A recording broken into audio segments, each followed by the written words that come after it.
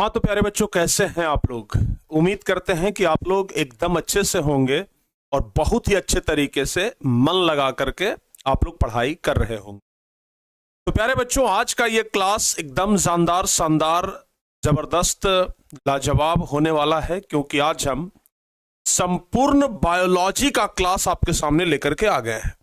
संपूर्ण बायोलॉजी, पूरा बायोलॉजी, एकदम शुरू से लेकर के अंतिम चैप्टर तक बायोलॉजी का एक एक क्वेश्चन आज हम आप लोगों को कंप्लीट कराने वाले हैं। चाहे वो सब्जेक्टिव हो, ऑब्जेक्टिव हो। ऑब्जेक्टिव तो पूरा ही करा देंगे और सब्जेक्टिव बहुत सारे इंपॉर्टेंट क्वेश्चन आपको हम बता देंगे, ठीक है ना। तो चलिए सभी बच्चे जल्दी जल्दी से ना जरा तैयार हो जाइए। सभी बच्चे ऑल सब्जेक्ट का वन शॉट रिवीजन कब कराइएगा भाई? वही तो करवा रहे हैं, ऑल सब्जेक्ट का वन शॉट रिवीजन ही तो करवा रहे हैं ना। बताइए जल्दी से, ऑल सब्जेक्ट का वन शॉट रिवीजन ही करवा रहे हैं बाबू। आप लोग बस तैयार हो जाइए फटाफट से, ठीक है। जल्दी जल्दी से बस आप लोग क्लास को शेयर कर दीजिए। जितने बच्चे हैं ना, एक बार जल्दी जल्दी से क्लास को आप लोग शेयर कर दीजिए फटाफट से। जो भी बच्चे अभी यहां पे मौजूद हैं, आप लोग जल्दी से जल्दी क्लास को शेयर कर दीजिए, ताकि एकदम शानदार तरीके से आज का ये क्लास चल सके और बहुत ही लाजवाब तरीके से आज हम पूरा क्लास कर लें, ठीक है। तो चलो बाबू, इग्नोर नहीं करना है, जल्दी से आप लोग पहले क्लास को शेयर कर दीजिए, ठीक है ना। हाँ, जल्दी जल्दी से आप लोग क्लास को शेयर कर दीजिए, ठीक है।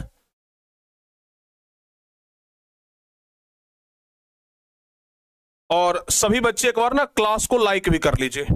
जो बच्चे क्लास को लाइक नहीं किए हैं वो सभी बच्चे क्लास को लाइक भी कर लीजिए। कहते हैं प्यारे बच्चों कि राहें जहां तक जाएगी राहगीर वहां तक जाएगा, तुम दरिया से क्या पूछते हो कि नीर कहां तक जाएगा। अरे खींच धनु की डोर, निशाना साधो अपने मंजिल की ओर, बाकी बाद में देखेंगे तीर कहां तक जाएगा, ठीक है ना। प्यारे बच्चों, कहते हैं कि माँ तेरे पसीने की हर एक बूंद को मोती सा चमकाऊंगा मैं, और माँ तू सपने बड़े देखना उसे पूरा करके दिखाऊंगा मैं। प्यारे बच्चों, आपके माँ का सपना है कि आप मैट्रिक में कुछ बढ़िया करें। आपके माँ का सपना है, आपके पिताजी का सपना है कि आप मैट्रिक परीक्षा में एकदम शानदार रिजल्ट लाएं। तो अपने आपके माँ का ये सपना जरूर पूरा होना चाहिए, क्योंकि आपके माँ ने, आपके पिताजी ने ये जिम्मेदारी हमारे ऊपर सौंपा है। अगर टारगेट बोर्ड से आप पढ़ाई कर रहे हैं तो कहीं ना कहीं आपके परिवार का भरोसा है टारगेट बोर्ड के ऊपर। तो आपके परिवार का ये जो भरोसा है ना हमारे ऊपर, ये भरोसा कभी मलिन नहीं होना चाहिए, ये भरोसा कभी खत्म नहीं होना चाहिए, और हम इसके लिए एकदम पूरा प्रयास कर रहे हैं। दूसरा प्रयास प्यारे बच्चों आपको करना है कि ये भरोसा एकदम कायम रहे। अभी तो आप लोग मैट्रिक में पढ़ रहे हैं, अगर इसी प्रकार का भरोसा अगर बरकरार रहा तो यही भरोसा फिर इंटर में आप लोगों को काम आएगा। तो इसलिए आप लोग मन लगा करके पढ़िए, एकदम जी जान लगा दीजिए। जो भी आपके पास 16-17 दिन का समय बचा है, इस 16-17 दिन में आप लोग झोंक दीजिए एकदम अपने आप को। सोच लीजिए कि हम इस दुनिया में सिर्फ और सिर्फ पढ़ने के लिए आए हैं, तो जितना पढ़ना है उतना पढ़ेंगे, ठीक है ना। और सोच लीजिए कि ये 17 दिन ना एकदम यही रात अंतिम, यही रात भारी, एकदम ये वाला गाना सुनिए और एकदम पूरा एकदम दबदबा होना चाहिए परीक्षा में, ठीक है ना। तो चलो बाबू, आज हम बायोलॉजी के लिए तैयार हैं। संपूर्ण बायोलॉजी, ध्यान रखिएगा, शुरू से लेकर के अंतिम तक बायोलॉजी के लिए आज हम तैयार हैं, ठीक है ना। संपूर्ण ऑब्जेक्टिव क्वेश्चन करवा देंगे और फिर कुछ सब्जेक्टिव क्वेश्चन भी आपको करवा देंगे, जिससे कि आप लोगों को याद कर लेना है, ठीक है बाबू। हाँ, तो चलिए जल्दी जल्दी से ना आप लोग क्लास को शेयर कर दीजिए। कहने के बाद भी बहुत सारे बच्चे क्लास को ना तो लाइक करते हैं और ना तो शेयर करते हैं। तो कम से कम कहने के बाद तो ये पूरा होना चाहिए ना। कहने के बाद तो प्यारे बच्चों कम से कम ये पूरा होना चाहिए, जबकि कहने के बाद भी आप लोग पूरा नहीं करते हैं, ये अच्छी बात नहीं है। जल्दी जल्दी से आप लोग क्लास में जुड़ जाइए, ठीक है। हाँ बाबू, फटाफट से आप लोग क्लास में जुड़ जाइए। सभी बच्चों को भी बुला लीजिए, अपने दोस्तों को भी बुला लीजिए, अपने साथियों को बुला लीजिए, ठीक है ना। सबको बुला लीजिए और तब जाकर के ये क्लास मजा आएगा, ठीक है ना। चलिए सबसे पहले हम लोग पढ़ते हैं बायोलॉजी की तरफ। कहते हैं प्यारे बच्चों, देखिएगा आज का मोटिवेशन आपके लिए बड़ा जबरदस्त है कि आज तू किताबों का दीवाना बन जा। कहते हैं कि आज तू किताबों का दीवाना बन जा, कल ये दुनिया तेरी दीवानी बन जाएगी। आज ये किताबों का तू दीवाना बन जा, कल ये पूरी दुनिया तुम्हारी दीवानी बन जाएगी। तो क्या आप लोग नहीं चाहते हैं कि ये दुनिया हमारी दीवानी बन जाए? चाहते हैं ना? तो अगर आप चाहते हैं तो फटाफट से आप लोग किताब के दीवाना बन जाइए, ठीक है ना? जल्दी जल्दी से आप लोग किताबों के दीवाना बन जाइए। चलो बाबू आगे बढ़ते हैं, क्लास को एकदम लाजवाब तरीके से हम शेयर करते हैं। और पहला नंबर क्वेश्चन जो कि बायोलॉजी का है, और बायोलॉजी में हम पहला, दूसरा, तीसरा, चौथा, चारों चैप्टर, ध्यान रखिएगा, पहला, दूसरा, तीसरा और चौथा, चारों चैप्टर आज हम लोग देखेंगे। यानी जैव प्रक्रम, श्वसन, परिवहन और उत्सर्जन, ये चारों चैप्टर का ऑब्जेक्टिव क्वेश्चन हम एक में देखेंगे। तो चलिए पहला नंबर क्वेश्चन के लिए आप लोग तैयार हो जाइए। सभी बच्चे पहला नंबर क्वेश्चन के लिए तैयार हो जाइए। सब तैयार है ना? चलिए बहुत बढ़िया, आगे बढ़ते हैं प्यारे बच्चों और पहला नंबर क्वेश्चन से शुरुआत कर देते हैं। पहला नंबर क्वेश्चन क्या कह रहा है? पहला नंबर क्वेश्चन क्या कह रहा है?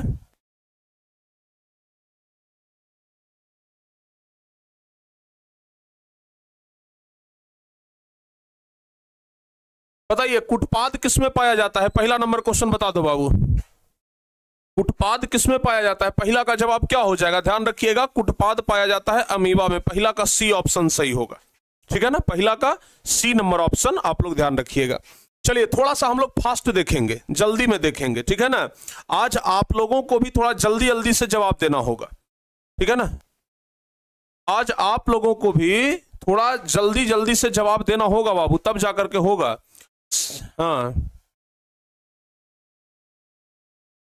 टाइम टेबल कब तक दीजिएगा प्लीज सर रिप्लाई? बिल्कुल, वरदान बैच में सभी सर पढ़ाएंगे बाबू, ठीक है ना? वरदान बैच में प्रिंस कुमार जी सभी सर पढ़ाएंगे, ठीक है ना? आप लोग उसके लिए बिल्कुल परेशान ना होइए।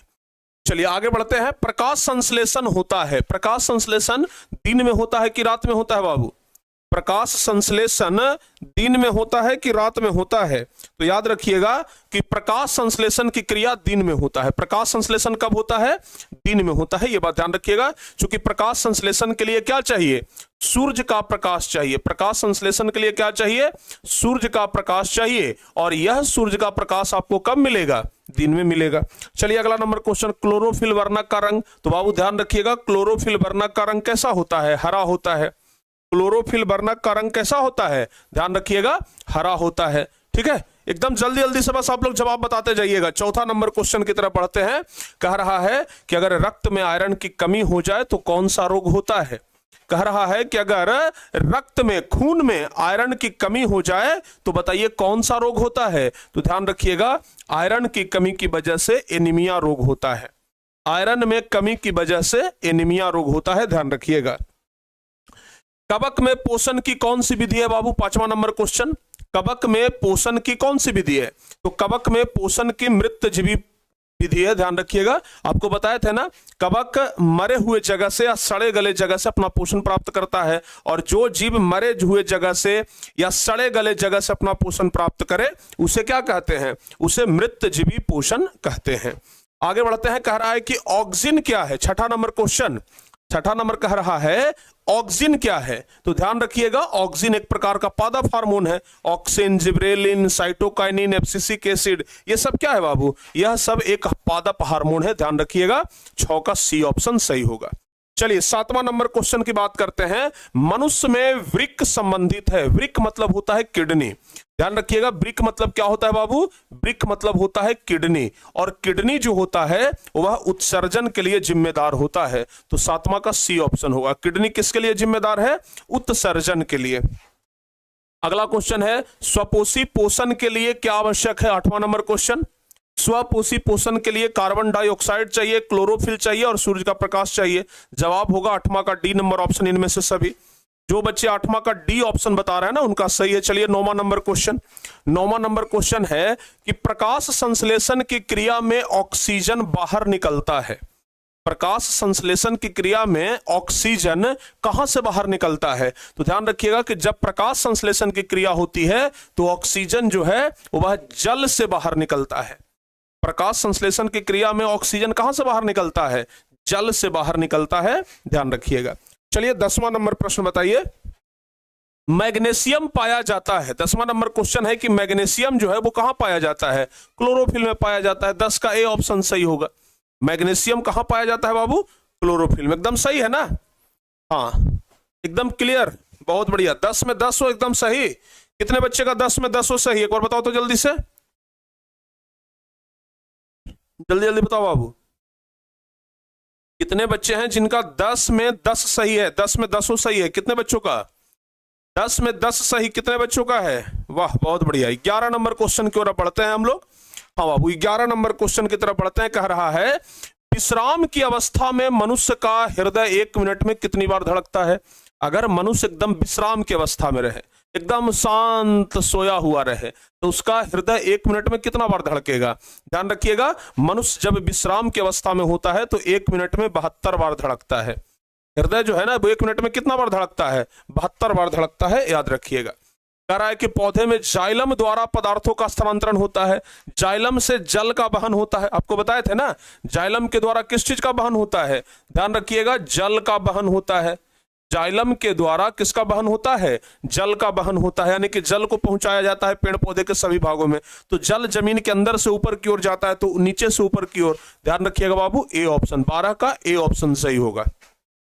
यानी कि जाइलम द्वारा पदार्थों का स्थानांतरण कैसे होता है? ऊपर की ओर होता है।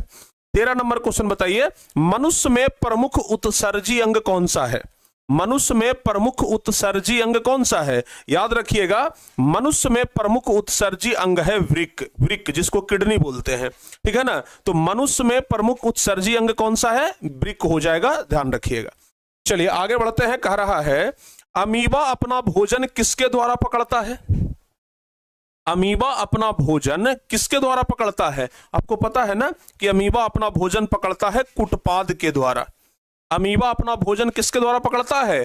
कुटपाद के द्वारा पकड़ता है बाबू, ध्यान रखिएगा। आगे बढ़ते हैं। निम्नांकित में से कौन मलेरिया परजीवी है? कौन मलेरिया परजीवी है? तो ध्यान रखिएगा, प्लाज्मोडियम। प्लाज्मोडियम जो होता है वो परजीवी होता है। 15 का ए ऑप्शन सही होगा। प्लाज्मोडियम क्या होता है? परजीवी होता है, ध्यान रखिएगा। और आज शाम में प्यारे बच्चों ध्यान रखिएगा, आज शाम में, सुबह में हम गणित का क्लास बंद करवा दिए थे ताकि आज शाम में हम गणित का क्लास ले लें। तो ध्यान रखिएगा, आज शाम में संपूर्ण गणित, आज शाम में क्लास चलने वाला है। ध्यान रखिएगा, संपूर्ण मैथ, एकदम पूरा चैप्टर का इंपॉर्टेंट क्वेश्चन आप लोगों को करवाया जाएगा 6:15, ठीक है ना। 6:15 PM, ठीक है, ध्यान रखिएगा। 6:15 आज शाम में 6:15 में संपूर्ण मैथ का एकदम फुल रिवीजन आप लोग को करवाया जाएगा। ध्यान रखिएगा, फुल रिवीजन, ठीक है ना। संपूर्ण मैथ का फुल रिवीजन करवाया जाएगा। संपूर्ण मैथ का फुल रिवीजन करवाया जाएगा, इसको आप लोग ध्यान रखिएगा। देखिए बाबू क्या कह रहा है। 12 नंबर, पौधे में जाइलम द्वारा पदार्थों का स्थानांतरण होता है नीचे की ओर ऊपर की ओर। सॉरी भाई, नीचे से ऊपर की ओर ना, नीचे से ऊपर की ओर, तो ऊपर की ओर हो जाएगा ना। 12 का बी ऑप्शन कर लीजिएगा। चलिए आगे बढ़ते हैं, अगला नंबर क्वेश्चन अब बात कर लेते हैं। हाँ बाबू, मैथ के क्लास के लिए सब बच्चे तैयार रहिएगा एकदम, ठीक है ना। मैथ के क्लास के लिए सभी बच्चे तैयार रहिएगा। चलिए आगे बढ़ते हैं। कह रहा है कार्बोहाइड्रेट, प्रोटीन तथा वसा के पूर्ण पाचन का स्थल निम्नलिखित में कौन सा है? यानी कहां पर कार्बोहाइड्रेट, प्रोटीन तथा वसा का पूर्ण पाचन होता है? तो याद रखिएगा, कार्बोहाइड्रेट, प्रोटीन और वसा का पूर्ण पाचन छोटी आंत यानी कि क्षुद्रांश में। ध्यान रखिएगा, 16 का सी नंबर ऑप्शन बाबू सही जवाब हो जाएगा। चलिए आगे बढ़ते हैं। अगला कह रहा है खुला परिसंचरण तंत्र किसमें पाया जाता है? 17 नंबर, खुला परिसंचरण तंत्र। तो खुला परिसंचरण तंत्र किसमें होता है? जवाब होगा कॉकरोच में। खुला परिसंचरण तंत्र किसमें पाया जाता है? कॉकरोच में। खुला परिसंचरण तंत्र किसमें पाया जाता है? कॉकरोच में। ध्यान रखिएगा। आगे बढ़ते हैं। हमारे शरीर में कौन सा हार्मोन कार्बोहाइड्रेट, प्रोटीन तथा वसा के उपापचय का नियंत्रण करता है? कार्बोहाइड्रेट तथा कार्बोहाइड्रेट, प्रोटीन तथा वसा के उपापचय का नियंत्रण करता है। तो कौन सा हार्मोन है बाबू बताइए? तो वो हमारा हार्मोन कौन सा है जो हमारे शरीर में है और कार्बोहाइड्रेट, प्रोटीन और वसा का नियंत्रण भी करता है? तो वो हार्मोन है थायरॉक्सिन। थायरॉक्सिन नामक हार्मोन। और क्या आप लोग बता सकते हैं कि थायरॉक्सिन हार्मोन कहां से स्रावित होता है? ध्यान रखिएगा, थायराइड ग्रंथि से। कहां से स्रावित होता है? थायराइड ग्रंथि से थायरॉक्सिन नामक हार्मोन स्रावित होता है, ठीक है ना। आगे बढ़ते हैं बाबू। हरे पौधों में पोषण की कौन सी विधि होती है? 19वां नंबर क्वेश्चन बता दीजिए। हरा पौधा में, चूंकि हरा पौधा अपना भोजन खुद बनाता है, तो हरा पौधा में स्वपोषी पोषण होता है। डी ऑप्शन सही होगा। अगला बताइए, प्रकाश संश्लेषण के लिए निम्न में से कौन से कच्चे पदार्थ की आवश्यकता नहीं है। क्वेश्चन कर रहा है कि कौन से कच्चे पदार्थ की आवश्यकता नहीं है। देखिए, प्रकाश संश्लेषण के लिए कार्बन डाइऑक्साइड का जरूरत तो पड़ता ही पड़ता है, ऑक्सीजन का जरूरत नहीं पड़ता है, बाकी जल का, क्लोरोफिल का पड़ता है। तो 20 का प्यारे बच्चों बी ऑप्शन सही होगा। जो बच्चे 20 का बी ऑप्शन बता रहे हैं ना, उनका जवाब एकदम सही है। आगे बताइए, शरीर में सबसे छोटी रक्तवाहिनी कौन है। बताओ बाबू, शरीर में सबसे छोटी रक्तवाहिनी, तो शरीर के सबसे छोटी रक्तवाहिनी का नाम है वेना केव। ठीक है, 21 का डी ऑप्शन ध्यान रखिएगा, शरीर के सबसे छोटी रक्तवाहिनी का नाम वेना केव है। अगला नंबर क्वेश्चन बताइए, पौधों में रसारोहण होता है। पौधों में रसारोहण किसके द्वारा होता है। तो ध्यान रखिएगा, रसारोहण फ्लोएम के द्वारा होता है। पौधों में रसारोहण किसके द्वारा, फ्लोएम के द्वारा होता है, ध्यान रखिएगा। चलिए अगला क्वेश्चन है, सैविक का स्राव किया जाता है। बताओ बाबू, सैविक का स्राव किसके माध्यम से किया जाता है। तो छोटी आंत के माध्यम से, छोटी आंत के द्वारा। 23 का बी ऑप्शन सही होगा, 23 का बी ऑप्शन एकदम सही जवाब है। चलिए 24 नंबर बताइए, कह रहा है कि कार्बन के स्वांगीकरण के लिए ऊर्जा स्रोत है। 24 नंबर क्वेश्चन क्या होगा सही जवाब, कार्बन के स्वांगीकरण के लिए ऊर्जा स्रोत कौन सा है। तो ध्यान रखिएगा, कार्बन के स्वांगीकरण के लिए ऊर्जा स्रोत है सूर्य का प्रकाश। सी ऑप्शन सही होगा। कार्बन के स्वांगीकरण के लिए ऊर्जा स्रोत कौन सा है। तो कार्बन के स्वांगीकरण के लिए ऊर्जा स्रोत है सूर्य का प्रकाश। ठीक है ना। चलिए 25वां नंबर क्वेश्चन बताइए, प्रकाश संश्लेषण की क्रिया का एक उपोत्पादक कौन सा है। प्रकाश संश्लेषण की क्रिया का एक उपोत्पादक कौन सा है। तो प्रकाश संश्लेषण की क्रिया का एक उपोत्पादक है ग्लूकोज। 25 का सी ऑप्शन सही होगा। 25 का सी नंबर ऑप्शन एकदम सही जवाब है। क्लियर है बाबू, ठीक है ना। आगे बढ़ते हैं, कह रहा है मानव हृदय में पाए जाते हैं। मानव हृदय में पाया जाता है, क्या पाया जाता है। तो मानव हृदय में 4 विषम पाए जाते हैं। बी ऑप्शन सही होगा। मानव हृदय में 4 विषम पाए जाते हैं, जिसमें 2 आलिंद होता है और 2 निलय होता है। ठीक है ना। अरे बाप रे बाप, एक लड़का कह रहा है कि सर रोबाई छूट रहा है, बायोलॉजी से डर लगता है। पढ़ लो भाई, रोवो मत, ठीक है ना। अभी भी रोने का समय नहीं है, पढ़ने का समय है। तो रोइए नहीं, कुछ पढ़ लीजिए। बताइए, मानव के खून में अगर 100 ml खून हम मानव का ले लें, ध्यान से सुनिएगा, 100 ml खून अगर हम ले लें तो उसमें यूरिया कितना होगा। मानव के खून अगर हम 100 ml ले लें तो उसमें यूरिया की मात्रा होगा 20 मिलीग्राम। 27 का बी ऑप्शन सही होगा। 27 का बी ऑप्शन सही जवाब होगा, ध्यान रखिएगा।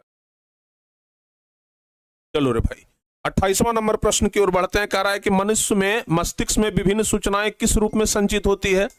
बताओ बाबू, मस्तिष्क में विभिन्न प्रकार की सूचनाएं संचित होती है आवेग के रूप में। ठीक है ना। मनुष्य में विभिन्न सूचनाएं किस रूप में संचित होती है, आवेग के रूप में, ध्यान रखिएगा। चलिए 29 नंबर क्वेश्चन है, इनमें से किसकी उपस्थिति के कारण रक्त लाल दिखाई देता है। बताओ बाबू, किसकी उपस्थिति के कारण खून का रंग लाल होता है। तो ध्यान रखिएगा, हीमोग्लोबिन की उपस्थिति के कारण। हेमोग्लोबिन की उपस्थिति के कारण खून का रंग लाल होता है। ठीक है ना। हेमोग्लोबिन की उपस्थिति के कारण ही खून का रंग क्या होता है, लाल होता है। आगे है, वसा का पाचन करता है। वसा का पाचन कौन करता है। तो याद रखिएगा, वसा का पाचन लाइपेज नामक एंजाइम करता है। वसा का पाचन कौन करता है, लाइपेज। ठीक है ना। तो अगर आपसे पूछा जाए कि वसा पर क्रिया कौन करता है, तो उसका भी जवाब लाइपेज ही होगा। कि वसा का आप चाहे पाचन बोल दें, चाहे वसा पर क्रिया बोल दें, लाइपेज ही करेगा, ध्यान रखिएगा। चलिए 31 नंबर बताइए। बताओ बाबू 31 नंबर, वाष्पोत्सर्जन कैसी प्रक्रिया है। वाष्पोत्सर्जन वाष्पोत्सर्जन कैसी अभिक्रिया है। अभिक्रिया के बारे में पूछा जा रहा है ना। बताइए, वाष्पोत्सर्जन कैसी अभिक्रिया है। तो क्या हो जाएगा, भौतिक की रासायनिक। याद रखिएगा, भौतिक अभिक्रिया है। वाष्पोत्सर्जन कैसी अभिक्रिया है, भौतिक। 31 का बी ऑप्शन सही होगा। जो बच्चे 31 का बी बता रहे हैं उनका सही है। आगे बढ़ते हैं, पादप में फ्लोएम संवाहक होता है। पादप में फ्लोएम जो है वो किस लिए संवाहक है। फ्लोएम का काम क्या है, फ्लोएम का काम क्या है, भोजन का वहन करना ना। फ्लोएम का काम होता है भोजन का वहन करना, यानी कि भोजन के वहन के लिए फ्लोएम उत्तरदायी है। फ्लोएम किस लिए उत्तरदायी है? भोजन के वहन के लिए, याद रखिएगा, ठीक है ना। वहन मतलब होता है ढोना। लार में निम्नलिखित में कौन सा एंजाइम पाया जाता है? अगर बात किया जाए लार का, तो लार में कौन सा एंजाइम पाया जाता है? ध्यान रखिएगा, लार में टाइलिन नामक एंजाइम पाया जाता है। हाँ बाबू, लार में टाइलिन नामक एंजाइम पाया जाता है, ध्यान रखिएगा।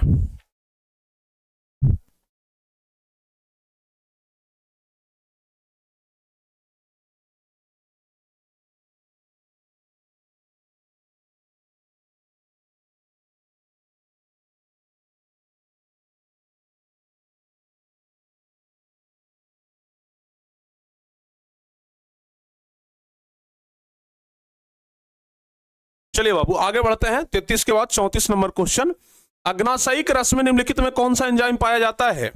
अग्नाशयिक रस में कौन सा एंजाइम पाया जाता है? तो याद रखिएगा एमाइलेज एवं माल्टोज, ध्यान रखिएगा। अग्नाशयिक रस में कौन सा एंजाइम पाया जाता है? तो ध्यान रखिएगा अग्नाशयिक रस में एमाइलेज और माल्टोज पाया जाता है, एमाइलेज और माल्टोज, ठीक है ना। आगे, भोजन का सबसे अंत में अवशोषण कहां होता है? भोजन का सबसे अंत में अवशोषण पूछ रहा है, कहां होता है? तो जवाब लिखेंगे बड़ी आंत में होता है, सी नंबर 35 का सी ऑप्शन सही होगा, 35 का सी ऑप्शन सही होगा। चलिए 36 नंबर क्वेश्चन बता दीजिए, कह रहा है कि प्रकाश संश्लेषण की क्रिया में उत्पन्न होता है, 36 नंबर क्वेश्चन, 36 नंबर बताइए, प्रकाश संश्लेषण की क्रिया में उत्पन्न होता है, तो जवाब होगा कार्बोज उत्पन्न होता है। प्रकाश संश्लेषण की क्रिया में क्या उत्पन्न होता है? तो कार्बोज उत्पन्न होता है, 36 का बी ऑप्शन सही होगा, 36 का बी नंबर ऑप्शन सही जवाब हो जाएगा। 37 नंबर क्वेश्चन बता दो कि प्रकाश संश्लेषण में ऑक्सीजन का मूल स्रोत क्या है? प्रकाश संश्लेषण में ऑक्सीजन का मूल स्रोत क्या है? 37 नंबर क्वेश्चन। तो प्रकाश संश्लेषण में ऑक्सीजन का मूल स्रोत जल होता है, जल से ही ऑक्सीजन मिलता है ना, तो 37 का ए ऑप्शन सही होगा, ध्यान रखिएगा। चलिए 38 की बात करते हैं, सांस लेना और छोड़ना को क्या कहते हैं? जैसे सांस लिए तो क्या हो गया, सांस लिए तो प्रश्वास, सांस छोड़ दिए उच्छ्वास, दोनों के सम्मिलित रूप को स्वच्छोवास, श्वास छोवास, तो बाबू सी ऑप्शन सही जवाब हो जाएगा। चलिए आगे बढ़ते हैं, कह रहा है कि पीत रस कहां से स्रावित होता है? पीत रस, तो बाबू ध्यान रखिएगा पीत रस यकृत से स्रावित होता है। पीत रस कहां से स्रावित होता है? यकृत से स्रावित होता है। श्वसन की क्रिया के द्वारा निम्न में से किसका निर्माण होता है? श्वसन की क्रिया के द्वारा निम्न में से किसका निर्माण होता है? तो याद रखिएगा श्वसन की क्रिया के द्वारा निम्न में से ऊर्जा का निर्माण होता है, 40 का बी ऑप्शन सही होगा। श्वसन की क्रिया के द्वारा निम्न में से किसका निर्माण होता है? ऊर्जा। जब तक हम लोग सांस नहीं लेते हैं ऊर्जा का निर्माण नहीं होता है, तो श्वसन की क्रिया के द्वारा ऊर्जा का ही निर्माण होता है। आगे बता दीजिए, थोड़ा जल्दी जल्दी आप लोग जवाब बताइएगा, ठीक है ना। हाँ बाबू, थोड़ा आप लोग जल्दी जल्दी फास्ट जवाब देने का प्रयास करिएगा। बताइए, एक स्वच्छ मनुष्य में प्रकुंचन एवं अनुशीतलन दाब कितना होता है? प्रकुंचन, ब्लड प्रेशर जब मापा जाता है तो उसमें प्रकुंचन और अनुशीतलन दाब के बारे में जानकारी प्राप्त करना होता है। तो बताइए, तो स्वच्छ मनुष्य में प्रकुंचन और अनुशीतलन दाब कितना होता है? तो प्रकुंचन दाब 120, अनुशीतलन 80, यानी कि दोनों मिलाकर के 120/80, दोनों मिलाकर के 120/80। आगे बढ़ते हैं, तंत्रिका तंतु की उत्पत्ति किस प्राथमिक ऊतक के द्वारा होता है? तंत्रिका तंतु की उत्पत्ति किस प्राथमिक ऊतक के द्वारा होता है? 42 नंबर क्वेश्चन। तो ध्यान रखिएगा, तंत्रिका तंत्र की उत्पत्ति होता है इंडोडर्म के द्वारा। बाबू 42 का सी ऑप्शन ध्यान रखिएगा। हाँ सर, कुंभ नहीं जा रहे हैं? जा रहे हैं बाबू, आप लोग का क्लास लेने के बाद जस्ट निकलेंगे, ठीक है ना। आप लोग का क्लास ये वाला लेंगे ना, उसके बाद हम तुरंत निकलेंगे, ठीक है ना। बस आप लोग के क्लास के लिए हम रुक गए थे, आज आप लोग का क्लास छूटे नहीं, क्लास लेकर के ही जाएंगे, ठीक है ना। चलिए 43 नंबर क्वेश्चन बताइए, मनुष्य में ब्रिक एक तंत्र का भाग है जो संबंधित है। ब्रिक मतलब किडनी, किससे संबंधित है? उत्सर्जन से। तो प्यारे बच्चों सी नंबर ऑप्शन सही होगा। आगे बढ़ते हैं, पादप में जाइलम उत्तरदायी है, 44 नंबर क्वेश्चन। 44 नंबर क्वेश्चन बताइए, पादप में जाइलम उत्तरदायी है किसके लिए? तो पादप में जाइलम उत्तरदायी है जल के वहन के लिए। पादप में जाइलम जल के वहन के लिए उत्तरदायी है, ध्यान रखिएगा। चलिए 45 नंबर क्वेश्चन बताइए, स्वपोषी पोषण के लिए आवश्यक है। स्वपोषी पोषण के लिए क्या जरूरी है? तो स्वपोषी पोषण के लिए जल, क्लोरोफिल, सूरज का प्रकाश। जवाब होगा उपरोक्त सभी, यानी कि 45 का डी ऑप्शन सही होगा। 45 का डी नंबर ऑप्शन सही जवाब हो जाएगा। आगे बढ़ते हैं बाबू। पायरुवेट के विखंडन से यह कार्बन डाइऑक्साइड, जल तथा ऊर्जा देता है और यह क्रिया होती है।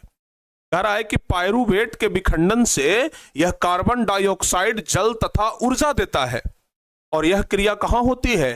तो ऊर्जा देने वाला जो क्रिया है ना बाबू, यह होता है माइटोकॉन्ड्रिया में। माइटोकॉन्ड्रिया क्या होता है? Power house of the cell. Power house of cell यानी कि कोशिका का ऊर्जा गृह, ऊर्जा मुद्रा, जो भी कह लीजिए, ठीक है ना। आगे कह रहा है कि स्वपोषण होता है, 47 नंबर क्वेश्चन, स्वपोषण किसमें होता है? तो स्वपोषण हरे पौधों में होता है। स्वपोषण किसमें होता है? स्वपोषण हरे पौधे में होता है, ध्यान रखिएगा। 48 नंबर क्वेश्चन है कि इनमें कौन प्रकाश संश्लेषी अंग है? प्रकाश संश्लेषी अंग कौन सा है जिसमें प्रकाश संश्लेषण होता है? तो पत्ती क्या है बाबू? प्रकाश संश्लेषी अंग है। पत्ती क्या है? प्रकाश संश्लेषी अंग है। चलिए अगला नंबर बात करते हैं 49। कौन सी क्रिया सभी जीवों के लिए अनिवार्य है? दुनिया में जितने भी सारे जीव हैं, सभी जीवों के लिए एक क्रिया बहुत जरूरी है और वो है श्वसन। बिना सांस लिए हुए कोई जीव जीवित नहीं रह सकता है।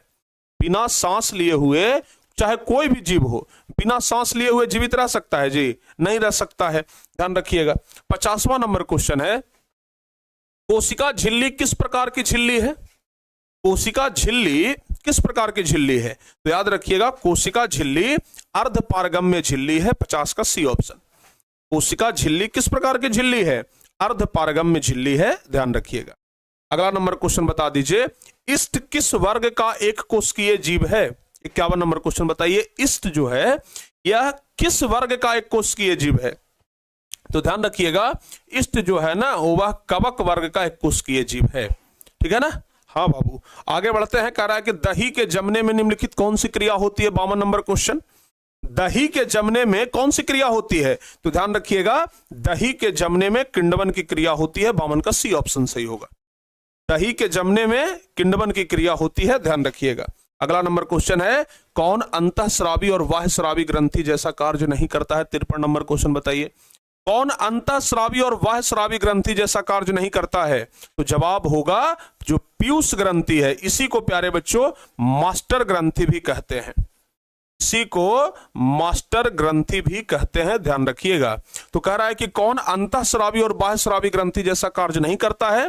तो जवाब होगा मास्टर ग्रंथि, ध्यान रखिएगा, यानी कि पिट्यूटरी ग्रंथि। आगे, पादपों में पाया जाने वाला वृद्धि हार्मोन निम्न में से कौन सा है? पादपों में पाया जाने वाला वृद्धि हार्मोन निम्न में से कौन सा है? तो ध्यान रखिएगा बाबू, जिब्रेलिन होता है वृद्धि हार्मोन। तो 54 का ए ऑप्शन सही होगा। 54 का ए ऑप्शन सही होगा। 55 नंबर बताइए, प्रकाश संश्लेषण के द्वारा किसकी प्राप्ति होती है? 55 नंबर क्वेश्चन, प्रकाश संश्लेषण के द्वारा किसकी प्राप्ति होती है? तो प्रकाश संश्लेषण के द्वारा ग्लूकोज की प्राप्ति होती है। प्रकाश संश्लेषण के द्वारा किसकी प्राप्ति होती है? ग्लूकोज की प्राप्ति होती है, ध्यान रखिएगा। चलिए आगे बढ़ते हैं। हाँ, इसका जवाब बताइए बाबू आप लोग।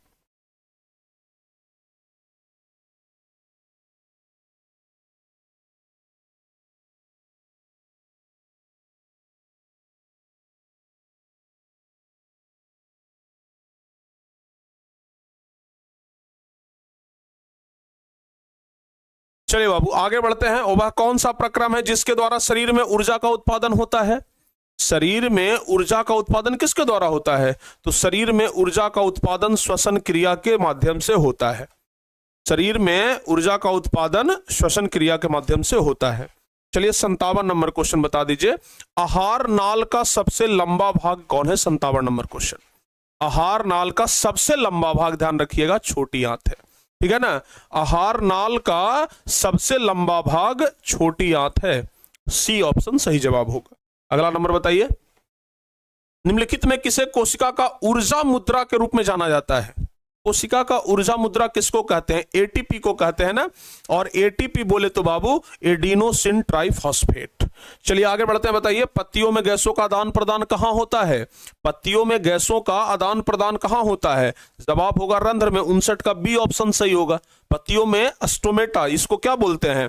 बोलचाल की भाषा में हम लोग इसको अस्टोमेटा बोलते हैं अंग्रेजी में, ठीक है ना, और हिंदी में इसी को क्या बोलते हैं? रंध्र बोलते हैं। तो 59 का बी ऑप्शन सही होगा। आगे बढ़ते हैं बाबू, रक्त को संपूर्ण शरीर में पंप किया जाता है किसके द्वारा? रक्त को यानी खून को ये संपूर्ण शरीर में पंप किया जाता है किसके द्वारा? अगली क्लास में इतिहास का ही वन शॉट करा देंगे, चिंता ना करिए, बस इस क्लास में बायोलॉजी पढ़िए, अगला क्लास में हम इतिहास का करा देंगे, घबराइए मत, इतिहास का भी हो जाएगा। संपूर्ण शरीर में खून को पंप किया जाता है बाबू किसके द्वारा? तो ध्यान रखिएगा नीलय के द्वारा। किसके द्वारा? नीलय के द्वारा। क्योंकि हमारे शरीर में दो चीज होता है, एक होता है आलिंद और दूसरा होता है नीलय, तो इसको आप लोग ध्यान रखिएगा। चलिए 61 नंबर, निम्नलिखित में कौन से यंत्र का उपयोग रक्त दाब मापने में किया जाता है? कौन से यंत्र का उपयोग रक्त दाब मापने में किया जाता है? जवाब होगा स्फाइग्नोमैनोमीटर। जवाब होगा स्फाइग्नोमैनोमीटर, याद रहेगा। चलिए आगे बढ़ते हैं, 62 नंबर क्वेश्चन कह रहा है रक्त का कौन सा अवयव घायल स्थान से रक्त स्राव के मार्ग को रक्त का थक्का बनाकर अवरुद्ध करता है? बताओ बाबू, रक्त का कौन सा अवयव घायल स्थान से रक्त स्राव के मार्ग को रक्त का थक्का बनाकर अवरुद्ध करता है? तो खून में प्लेटलेट्स पाया जाता है, आपको पता होगा, और प्लेटलेट्स के कारण ही खून का थक्का बनता है, ठीक है ना। चलिए आगे बढ़ते हैं बाबू, 63 नंबर क्वेश्चन है मंड परीक्षण के लिए हरी पत्ती पर आयोडीन डालने से पहले पत्ती को अल्कोहल में उबाला जाता है। ध्यान रखिएगा, मंड परीक्षण के लिए हरी पत्ती पर आयोडीन डालने से पहले पत्ती को अल्कोहल में उबाला जाता है क्लोरोफिल को घोलने के लिए। बी ऑप्शन सही होगा, क्लोरोफिल को घोलने के लिए। 63 का बी ऑप्शन सही है। चलिए 64 नंबर क्वेश्चन है स्लाइड को सर्वप्रथम कंपाउंड माइक्रोस्कोप से देखा जाता है। स्लाइड को सबसे पहले 10x जूम पर हम लोग देखते हैं, तो 64 का बी ऑप्शन सही होगा। अगला क्वेश्चन बताइए तिलचट्टा का श्वसन अंग कौन सा है? ट्रैकिया है ना, तिलचट्टा का श्वसन अंग, तो बाबू ध्यान रखिएगा तिलचट्टा का श्वसन अंग ट्रैकिया होता है। 65 का ए ऑप्शन सही होगा। जो बच्चे 65 का ए बता रहे हैं उनका एकदम सही जवाब है। चलिए 66 नंबर बता दीजिए मछलियां किस अंग के द्वारा श्वसन करती है? तो ध्यान रखिएगा मछली जो है वह गिल्स के द्वारा श्वसन करता है। गिल्स यानी इसी को हम लोग गलफड़ा भी बोलते हैं, गिल्स बोलते हैं या गलफड़ा इसी को बोलते हैं, ध्यान रखिएगा। आगे बताइए, कह रहा है कि पौधों के पत्तियों के रंध्रों द्वारा वाष्प के रूप में निष्कासन की क्रिया को क्या कहते हैं? रंध्रों के द्वारा वाष्प के रूप में निष्कासन की क्रिया को वाष्पोत्सर्जन कहते हैं। रंध्र के द्वारा अगर वाष्प की क्रिया हो तो उसको क्या कहते हैं? वाष्पोत्सर्जन कहते हैं। चलिए अगला नंबर क्वेश्चन, पौधे हरे क्यों होते हैं? पौधे हरे क्यों होते हैं? क्योंकि पौधों के पत्तियों में क्लोरोफिल पाया जाता है। पौधे हरे क्यों होते हैं? जवाब होगा क्लोरोफिल के कारण। पौधे हरे क्यों होते हैं? तो जवाब होगा क्लोरोफिल के कारण, ध्यान रखिएगा। अगला बताइए अंतःकोशिकीय पाचन होता है, किसमें होता है? अंतःकोशिकीय पाचन, तो बाबू ध्यान रखिएगा अंतःकोशिकीय पाचन अमीबा में होता है। 69 का बी ऑप्शन सही होगा। अंतःकोशिकीय पाचन अमीबा में होता है, ध्यान रखिएगा। चलिए आगे बढ़ते हैं, कह रहा है कि मानव हृदय में कोष्ठों की संख्या कितनी है? मानव हृदय में कोष्ठों की संख्या कितनी है? तो जवाब होगा कि मानव हृदय में कोष्ठ की संख्या है 4। 70 का सी ऑप्शन, ठीक है ना, 70 का सी ऑप्शन 4, बिल्कुल ध्यान रखिएगा। आगे, पौधों में टेनिन नामक पदार्थ कहां संचित रहता है? टेनिन क्या है? उत्सर्जी पदार्थ है ना पौधों के लिए। तो बाबू पूछ रहा है कि टेनिन नामक पदार्थ जो है वह कहां संचित रहता है? तो याद रखिएगा टेनिन कहां संचित रहता है बाबू, बताओ जल्दी से। टेनिन नामक पदार्थ जो है वो कहां संचित रहता है? टेनिन नामक पदार्थ कहां संचित रहता है? 71 नंबर, तो जवाब होगा छाल में। टेनिन कहां रहता है? छाल में। 71 का बी ऑप्शन सही जवाब होगा। चलिए 72 नंबर बताइए कोशिकांग बिंदु किस रंग के होते हैं? क्लोरोप्लास्ट हरा रंग का होता है, ध्यान रखिएगा। तो कोशिकांग बिंदु किस रंग के होते हैं? हरे रंग का। 72 का बी ऑप्शन, ध्यान रखना बाबू आप लोग। आगे बढ़ते हैं, पूरा क्वेश्चन एकदम हल्का से हल्का भारी से भारी, मतलब जिस लेवल का भी क्वेश्चन बिहार बोर्ड पूछे हम लोगों से छूटने वाला नहीं है, ये बात ध्यान रखिएगा। बताइए तो रुधिर का कौन सा अवयव रक्त स्राव को रोकने में मदद करता है? रुधिर में प्लेटलेट्स होता है, खून में प्लेटलेट्स होता है जो कि रक्तस्राव को रोकने में मदद करता है। आगे बताइए, वृक्क की रचनात्मक एवं क्रियात्मक इकाई किसे कहते हैं?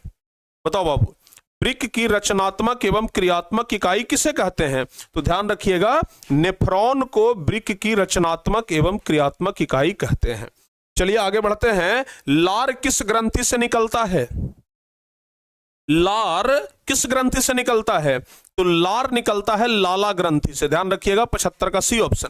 लार किस ग्रंथि से निकलता है? लाला ग्रंथि से। चलो बाबू आगे बढ़ते हैं। पाचन कार्य संपन्न होता है। पाचन कार्य जठर रस के द्वारा संपन्न होता है। पाचन कार्य किसके द्वारा संपन्न होता है? जठर रस के द्वारा पाचन कार्य संपन्न होता है। हाँ, जठर रस। चलिए, जिसको जठराग्नि भी बोलते हैं। आगे बढ़ते हैं। एडिनोसिन ट्राइफॉस्फेट एटीपी क्या है? तो ध्यान रखिएगा, एडिनोसिन ट्राइफॉस्फेट यानी कि एटीपी ऊर्जा का वाहक है, ऊर्जा का संग्राहक है, ऊर्जा का सिक्का है। जवाब होगा इनमें से सभी। जवाब होगा इनमें से सभी। आगे बढ़ते हैं। कोशिका का पावर हाउस किसको कहते हैं? माइटोकॉन्ड्रिया को। कोशिका का पावर हाउस माइटोकॉन्ड्रिया को कहा जाता है। ए ऑप्शन ध्यान रखिएगा। सर बहुत हल्का क्वेश्चन करवा रहे हैं। हल्का नहीं है, आपको हल्का लग रहा है क्योंकि आप बहुत बार प्रैक्टिस किए हैं, ठीक है ना। बताइए तो बाबू, श्वसन के अंतिम उत्पाद कौन है? श्वसन का अंतिम उत्पाद, तो श्वसन का अंतिम उत्पाद CO2 H2O और ऊर्जा होता है। तो बाबू डी ऑप्शन सही होगा। अगला क्वेश्चन बताइए, लाल रक्त कणिकाओं को लाल कौन बनाता है? बताइए जल्दी जल्दी से, लाल रक्त कणिकाओं को लाल कौन बनाता है? तो ध्यान रखिएगा, लोहा के यौगिक। 80 का बी ऑप्शन सही होगा। लाल रक्त कणिकाओं को लाल कौन बनाता है? लोहा के यौगिक। चलिए आगे बढ़ते हैं। मानव में वहन तंत्र के घटक हैं। 81 नंबर क्वेश्चन।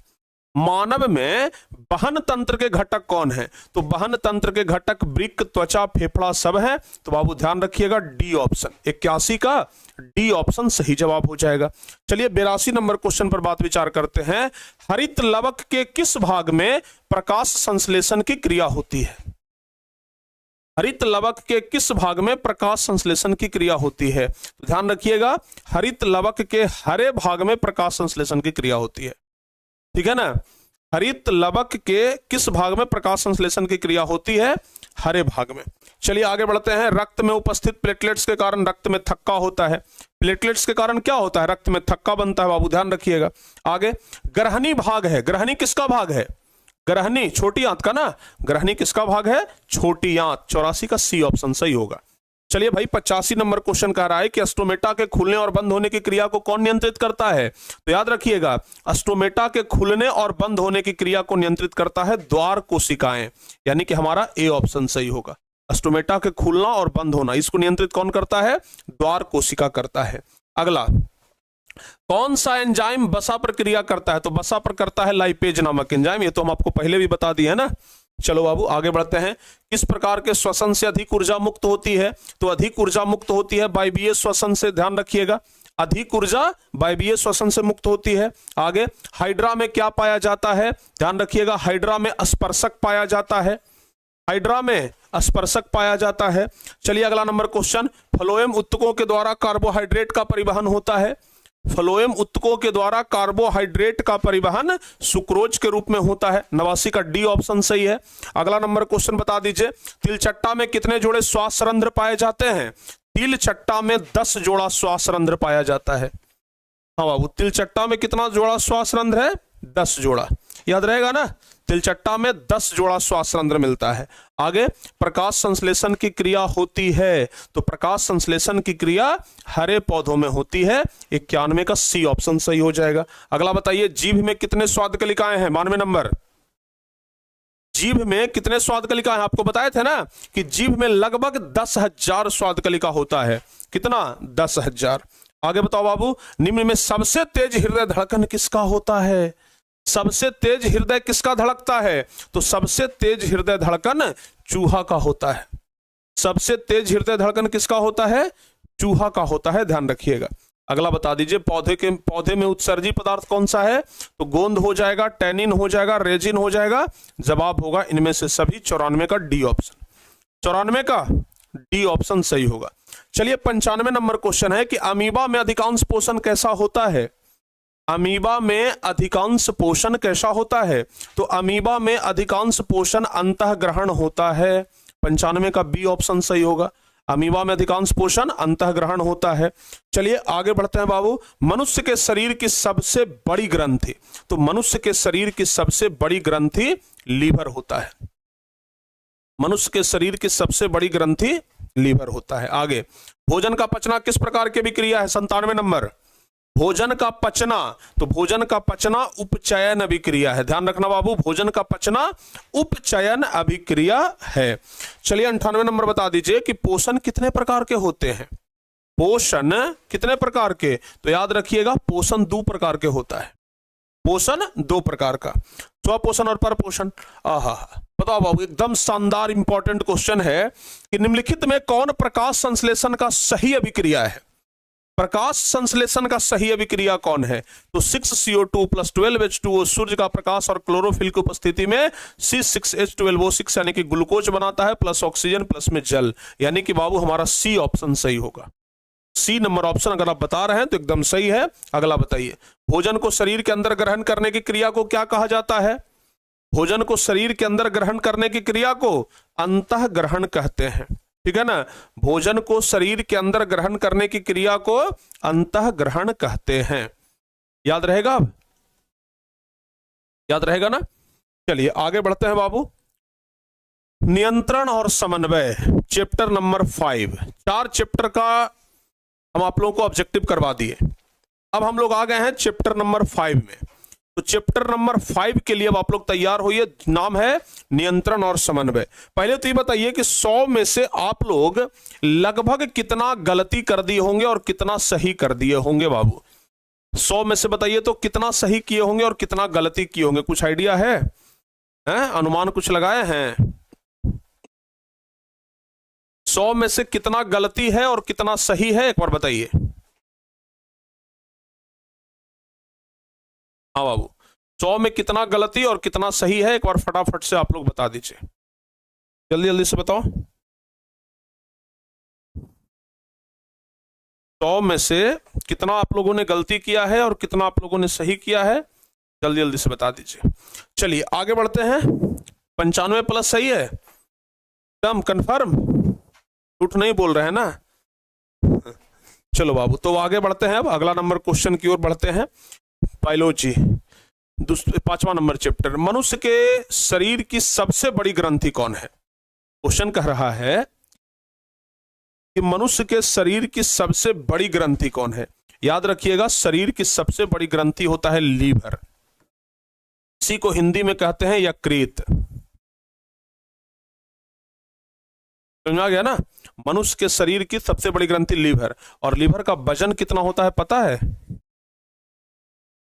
वजन होता है लगभग 1.5 kg। लीवर का वजन कितना होता है? लगभग 1.5 किलो होता है। आगे बढ़ते हैं। गवाइटर अथवा घेघा रोग पनपता है किसके कारण? दूसरा नंबर क्वेश्चन बताइए। गवाइटर अथवा घेघा रोग आयोडीन की कमी के कारण। ध्यान रखिएगा बाबू, बी ऑप्शन सही होगा। गवाइटर अथवा घेघा रोग किसके कारण पनपता है? आयोडीन की कमी के कारण। तीसरा नंबर क्वेश्चन है कि थायरॉक्सिन का स्रवण कहां से होता है? थायरॉक्सिन का स्रवण, तो ध्यान रखिएगा, थायरॉक्सिन का स्रवण थायराइड ग्रंथि से होता है। तीसरा का ए ऑप्शन सही होगा। चलिए आगे बढ़ते हैं। मानव में डायलिसिस थैली है। मानव में डायलिसिस थैली को नेफ्रॉन कहते हैं। मानव में डायलिसिस थैली को क्या कहते हैं? नेफ्रॉन कहते हैं। चलिए आगे बढ़ते हैं। अगला नंबर क्वेश्चन बताइए। भोजन का पचना किस प्रकार की अभिक्रिया है? थोड़ा जल्दी जल्दी से बताओ बाबू। भोजन का पचना किस प्रकार की अभिक्रिया है? भोजन के साथ जब ऑक्सीजन मिलता है तब भोजन पचता है, यानी ऑक्सीजन का मिलना ऑक्सीकरण, और ऑक्सीकरण को ही कहते हैं उपचयन। चलिए बाबू आगे बढ़ते हैं। कह रहा है कौन सा पादप नियंत्रक फल बेचने वालों के द्वारा प्रयोग में लाया जाता है? तो फल बेचने वालों के द्वारा प्रयोग में लाया जाता है इथाइलिन। सी ऑप्शन ध्यान रखिएगा। फल बेचने वालों के द्वारा प्रयोग में क्या लाया जाता है? इथाइलिन। अगला बताइए। वह संरचना जो उद्दीपन की पहचान कराती है क्या कहलाती है? वह संरचना जो उद्दीपन माने संकेतों की पहचान कराती है उसे हम लोग ग्राही कहते हैं। क्या कहते हैं? ग्राही। आगे बताओ बाबू, निम्नलिखित में से कौन एक अंतःस्रावी और बाह्य ग्रंथि जैसा, बाह्य ग्रंथि दो प्रकार की होती है, निम्नलिखित में से कौन एक अंतःस्रावी और बाह्य स्रावी ग्रंथि दो प्रकार की होती है? अच्छा, कौन अंतःस्रावी और बाह्य स्रावी दो प्रकार की होती है? तो जवाब होगा अग्नाशय। अग्नाशय अंतःस्रावी और बाह्य स्रावी दोनों प्रकार से कार्य करता है। आगे बताइए, कौन सी अंतःस्रावी ग्रंथि वृक्क के दोनों ओर ऊपर स्थित होता है? वृक्क के दोनों ओर ऊपर स्थित होता है एक ग्रंथि जिसका नाम है एड्रीनल ग्रंथि। क्या नाम है बाबू?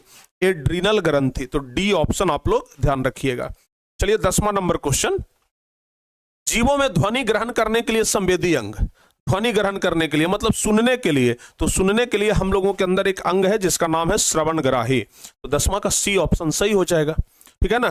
गणित का क्लास शाम में लगभग बाबू 3-4 घंटा चलेगा।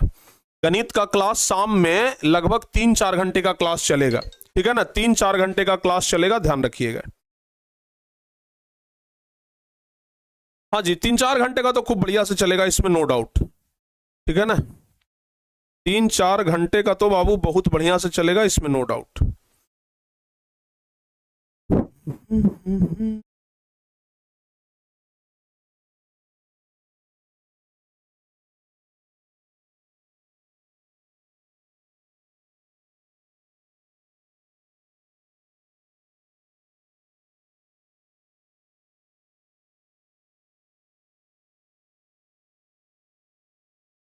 चलिए आगे बढ़े, अब आगे बढ़ते हैं बाबू।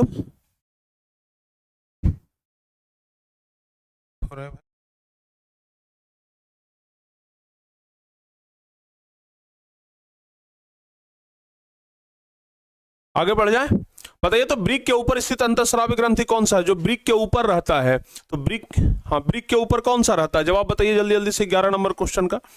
ब्रिक के ऊपर रहता है अधिब्रिक ग्रंथि, यानी कि हमारा सी ऑप्शन सही होगा। अगला बताइए, एड्रीनल हार्मोन स्रावित होता है कहां से?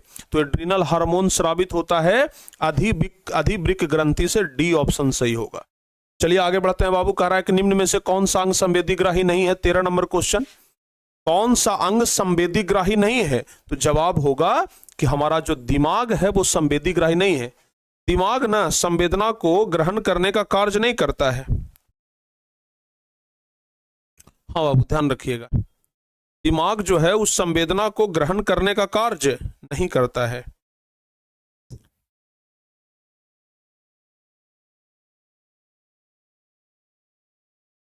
भाई रुक जाओ,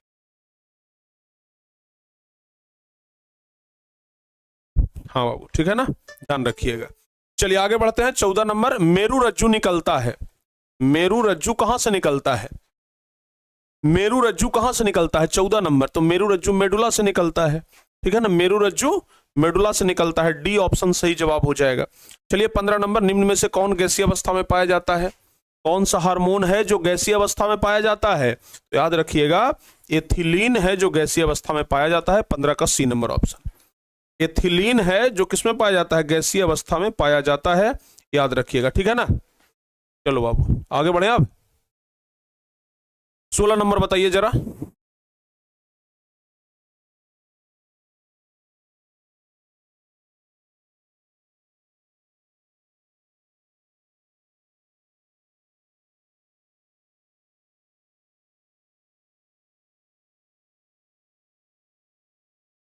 हाँ बाबू बताओ जल्दी से, निम्नलिखित में से कौन सा पादप हार्मोन है? पादप हार्मोन कौन सा है? इंसुलिन पादप हार्मोन है? नहीं है। साइटोकाइनिन नहीं है? हाँ साइटोकाइनिन तो है ही ना, तो यहाँ पे 16 का डी ऑप्शन सही हो जाएगा। चलिए आगे बढ़ते हैं। कह रहा है दो तंत्रिका कोशिका के मध्य खाली स्थान को कहते हैं, अथवा दो न्यूरॉनों के संपर्क बिंदु को क्या कहते हैं? तो कहते हैं सिनेप्टिक दरार या सिनेप्स कहते हैं, बी ऑप्शन सही होगा। सिनेप्टिक दरार या सिनेप्स कहते हैं। अगला नंबर क्वेश्चन बताइए। कह रहा है कि मनुष्य, ये मस्तिष्क उत्तरदायी है, हमारा जो दिमाग है वो किस काम के लिए उत्तरदायी होता है? तो बाबू मस्तिष्क जो होता है वह सोचने के लिए, हृदय स्पंदन के लिए, शरीर का संतुलन बनाने के लिए, जवाब होगा उपरोक्त सभी के लिए, 18 का डी ऑप्शन। जो बच्चे 18 का डी बता रहे हैं ना उनका बिल्कुल सही है। 19वां नंबर क्वेश्चन बताइए। बहुकोशिकीय जीवों में निम्न में से किस प्रकार का समन्वय पाया जाता है? बहुकोशिकीय जीवों में किस प्रकार का समन्वय है? बहुकोशिकीय जीवों में तो रासायनिक समन्वय भी होता है और तंत्रिका समन्वय भी होता है, तो रासायनिक समन्वय और तंत्रिका समन्वय दोनों होता है ना, तो जवाब होगा उपरोक्त दोनों, यानी कि 19 का सी ऑप्शन सही होगा। 19 का जो बच्चे सी ऑप्शन बता रहे हैं ना, उनका सब सही है। आगे बढ़ते हैं। तंत्रिका कोशिका कितने प्रकार के? 2 प्रकार के। तंत्रिका नहीं, तंत्रिका कोशिका 3 प्रकार के होता है, सॉरी, तंत्रिका कोशिका 3 प्रकार के होता है, ध्यान रखिएगा बाबू। अगला नंबर क्वेश्चन, प्रतिवर्ती चाप कहां बनता है? तो प्रतिवर्ती चाप मेरु रज्जु में बनता है, प्रतिवर्ती चाप मेरु रज्जु में। आगे बढ़ते हैं। शरीर की प्रधान नियंत्रक ग्रंथि किसे कहा जाता है? शरीर की प्रधान नियंत्रक ग्रंथि, मेन ग्रंथि, मास्टर ग्रंथि कौन है बाबू? तो ध्यान रखिएगा, पीयूष ग्रंथि को मास्टर ग्रंथि कहते हैं। 22 का बी ऑप्शन सही जवाब हो जाएगा। आगे बढ़ते हैं बाबू। अंतःस्रावी ग्रंथियां होती है, 23वां नंबर क्वेश्चन।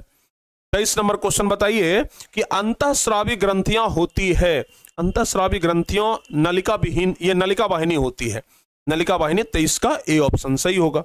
आगे बढ़ते हैं। लैंगर-हैंस की दीपिकाएं पाई जाती है, लैंगर-हैंस की दीपिका किसमें पाया जाता है? तो याद रखिएगा, लैंगर-हैंस की दीपिकाएं अग्नाशय में पाई जाती है। 24 का डी ऑप्शन, लैंगर-हैंस की दीपिकाएं अग्नाशय में पाई जाती है, ध्यान रखिएगा। 25वां नंबर क्वेश्चन बताइए, थायराइड ग्रंथि की अल्पक्रियता के कारण कौन सा रोग उत्पन्न होता है? थायराइड ग्रंथि की अल्पक्रियता के कारण कौन सा रोग उत्पन्न होता है? तो याद रखिएगा, थायराइड ग्रंथि की अल्पक्रियता के कारण अबटूबमता, अबटू अल्पक्रियता और मिक्सडीमा, यानी कि जवाब होगा इनमें से सभी। 25 का डी ऑप्शन बाबू सही होगा। जो बच्चे 25 का डी ऑप्शन बता रहे हैं ना, उनका सही है।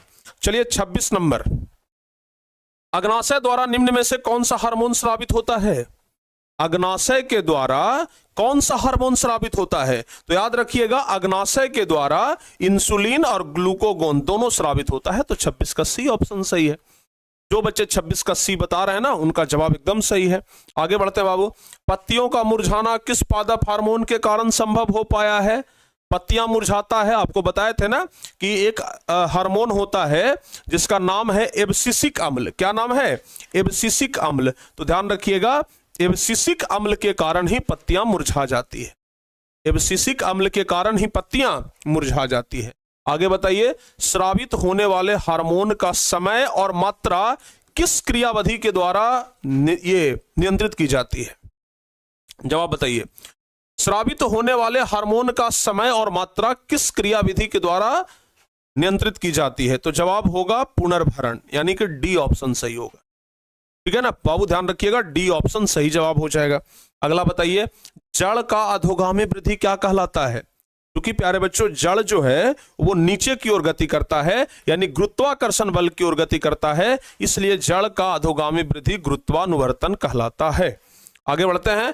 पॉन्स मेडुला और अनुमस्तिष्क किसका हिस्सा है? तो पॉन्स मेडुला और अनुमस्तिष्क पश्च मस्तिष्क का हिस्सा है, यानी हमारा 30 का सी ऑप्शन सही जवाब होगा। चलिए बाबू 31 नंबर क्वेश्चन, निम्नलिखित में कौन सी अनैच्छिक क्रिया नहीं है?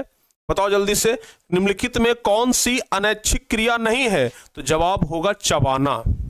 चबाना अनैच्छिक क्रिया नहीं है। निम्नलिखित में कौन सी अनैच्छिक क्रिया नहीं है? तो जवाब हो जाएगा चबाना, ध्यान रखिएगा। 32 नंबर है कि आयोडीन की कमी से कौन सा रोग होता है? आयोडीन की कमी से बाबू, आयोडीन की कमी से घेघा रोग होता है। 32 का ए ऑप्शन सही होगा। आयोडीन की कमी से कौन सा रोग? घेघा रोग होता है, ध्यान रखिएगा। आगे बढ़ते हैं। अगला क्वेश्चन है कि मस्तिष्क का कौन सा भाग शरीर की स्थिति का संतुलन का अनुरक्षण करता है? तो शरीर के स्थिति का अनुरक्षण करता है अनुमस्तिष्क, ध्यान रखिएगा। कौन सा करता है? अनुमस्तिष्क, यानी सी ऑप्शन। शरीर के स्थिति का अनुरक्षण कौन सा मस्तिष्क करता है? अनुमस्तिष्क करता है बाबू, ध्यान रखिएगा। क्लियर? चलिए आगे बढ़ते हैं। कह रहा है कि पादप हार्मोन साइटोकाइनिन सहायक है। पादप हार्मोन साइटोकाइनिन किस लिए सहायक है? तो ध्यान रखिएगा, पेड़ पौधों की लंबाई में वृद्धि के लिए साइटोकाइनिन होता है। तो जवाब क्या लिखेंगे? जवाब क्या लिखेंगे बाबू? जवाब लिखेंगे प्ररोह के अग्रभाग की लंबाई में वृद्धि के लिए, प्ररोह के अग्रभाग की लंबाई के वृद्धि के लिए। आगे बढ़ते हैं। अनुकुंचन गति किस पौधे पर प्रमाणित की जाती है? अनुकुंचन, जिसको छुए तो फैल गया और नहीं तो मुरझा गया, तो अनुकुंचन गति छुई मुई के पौधे पर। किस पर? छुई मुई के पौधे पर। 35 का ए ऑप्शन सही होगा। चलिए 36 नंबर क्वेश्चन, थायराइड ग्रंथि से कौन सा हार्मोन निकलता है बाबू? 36 नंबर बताइए तो। हाँ 36 नंबर, थायराइड ग्रंथि से थायरॉक्सिन नामक हार्मोन निकलता है ना, तो लिखेंगे थायराइड ग्रंथि से थायरॉक्सिन नामक हार्मोन निकलता है। चलिए अगला नंबर क्वेश्चन है कि इंसुलिन की कमी के कारण कौन सा रोग होता है? तो इंसुलिन की कमी के कारण मधुमेह रोग होता है।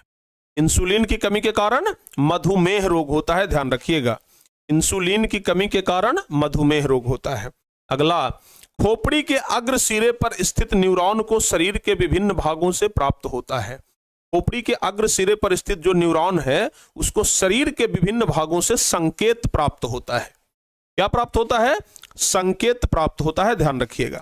अगला क्वेश्चन बताइए, अब2 ग्रंथि को थायरॉक्सिन हार्मोन बनाने के लिए क्या आवश्यक है? अब2 ग्रंथि को थायरॉक्सिन हार्मोन बनाने के लिए आयोडीन का जरूरत होता है। 39 का डी ऑप्शन सही हो जाएगा। अगला नंबर क्वेश्चन बताइए, लीडिंग कोशिकाएं कहां पाई जाती है? तो लीडिंग कोशिका पाया जाता है वृषण में। लीडिंग कोशिका कहां पाया जाता है बाबू? ध्यान रखिएगा, लीडिंग कोशिका वृषण में पाया जाता है। चलिए अगला नंबर क्वेश्चन, ऑक्सिन पादप हार्मोन पौधों के किस क्रिया में सहायता करता है? ऑक्सिन पादप हार्मोन, तो ऑक्सिन किस चीज में सहायता करता है? ऑक्सिन ध्यान रखिएगा वृद्धि में सहायता करता है। ऑक्सिन किस चीज में सहायता करता है? वृद्धि में सहायता करता है। अगला नंबर क्वेश्चन है कि तंत्रिका तंत्र का भाग है, तंत्रिका तंत्र का भाग मस्तिष्क भी है, रीढ़ और मेरुरज्जु, रीढ़ मेरुरज्जु लगभग एक ही है, तो जवाब होगा इनमें से सभी। अगला क्वेश्चन बताइए, एस्ट्रोजन, प्रोजेस्टेरॉन एवं रिलैक्सिन हार्मोन स्रावित होता है। 43 नंबर क्वेश्चन, जवाब होगा कि एस्ट्रोजन, प्रोजेस्टेरॉन और रिलैक्सिन हार्मोन स्रावित होता है अंडाशय से। ए ऑप्शन सही होगा। किस चीज से? अंडाशय से। 44 नंबर क्वेश्चन का जवाब बता दीजिए, इनमें से कौन मादा जनन हार्मोन है? मादा जनन हार्मोन कौन सा है? तो मादा जनन हार्मोन है प्रोजेस्टेरॉन, एस्ट्रोजन और एस्ट्रेडियोल। जवाब होगा बाबू इनमें से सभी, डी ऑप्शन सही होगा। चलिए 45 नंबर क्वेश्चन, कुछ जानवर जुगाली करते हैं, किस लिए? जुगाली किस लिए करते हैं? तो जुगाली करते हैं भोजन को पचाने के लिए, तो जवाब होगा भोजन को पचाने के लिए जुगाली करते हैं। देखते हैं ना जानवर लोग जुगाली करते हैं, मुंह चलाते रहता है बैठ करके, तो भोजन को पचाने के लिए जुगाली करते हैं। रुधिर दाब तथा हृदय स्पंदन किस हार्मोन के द्वारा बढ़ता है?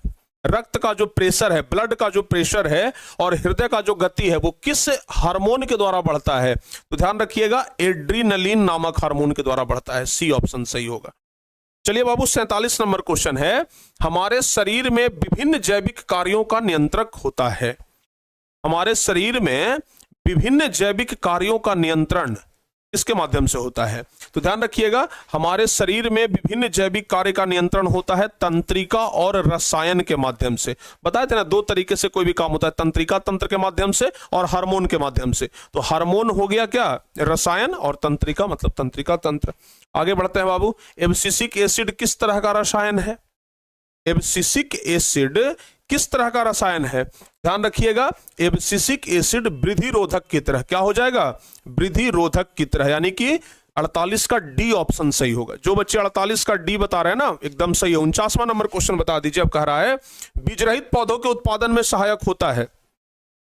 बीज रहित पौधों के उत्पादन में कौन सहायक है? तो बीज रहित पौधों के उत्पादन में सहायक है ऑक्सिन और जिब्रेलिन्स। ध्यान रखिएगा बीज रहित पौधों के उत्पादन में कौन सहायक है? ऑक्सिन और जिब्रेलिन्स। बीज रहित पौधों के उत्पादन में ऑक्सिन और जिब्रेलिन सहायक है। आगे बढ़ते हैं, इनमें कौन फल पकाने के लिए प्रयुक्त होता है? तो फल पकाने के लिए तो एथिलीन प्रयुक्त होता है। चलिए आगे बढ़ते हैं बाबू, मस्तिष्क का कौन सा भाग हृदय स्पंदन तथा श्वसन गति की दर को नियंत्रण करता है?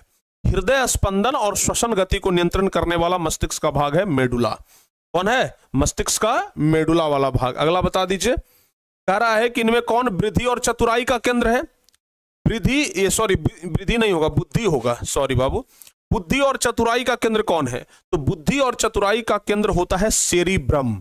आप लोग को हम बताए थे सेरिब्रम के बारे में कि जिनका सेरिब्रम विकसित नहीं करता है वो मंद बुद्धि कहलाते हैं। तो बाबू ध्यान रखिएगा बुद्धि और चतुराई का केंद्र किसको माना जाता है? सेरिब्रम को।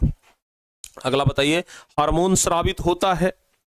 हार्मोन कहां से स्रावित होता है? तो हार्मोन अंतःस्रावी ग्रंथि से स्रावित होता है ना, तो हार्मोन स्रावित होता है अंतःस्रावी ग्रंथि से।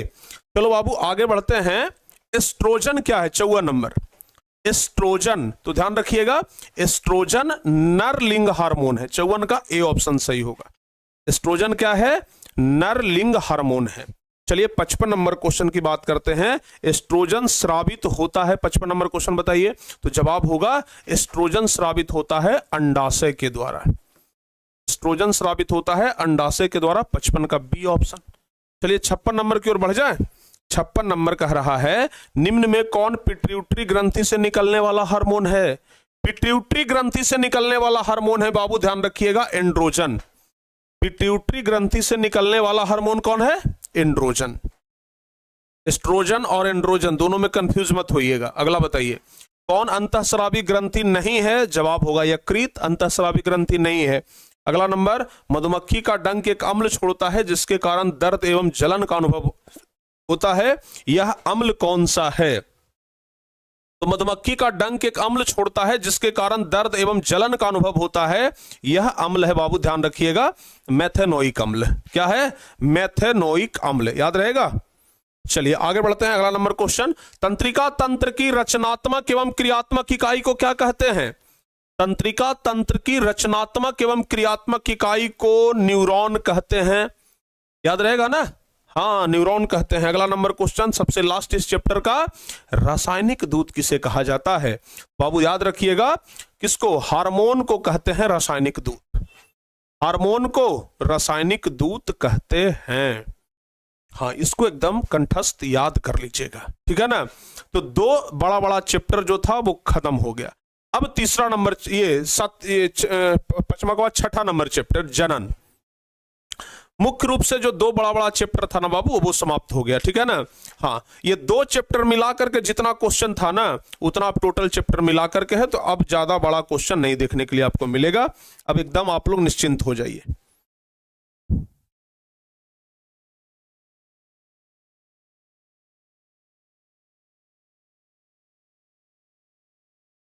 ठीक है,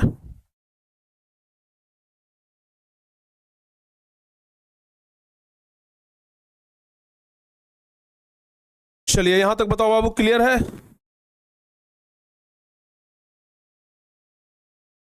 आगे बढ़ते हैं।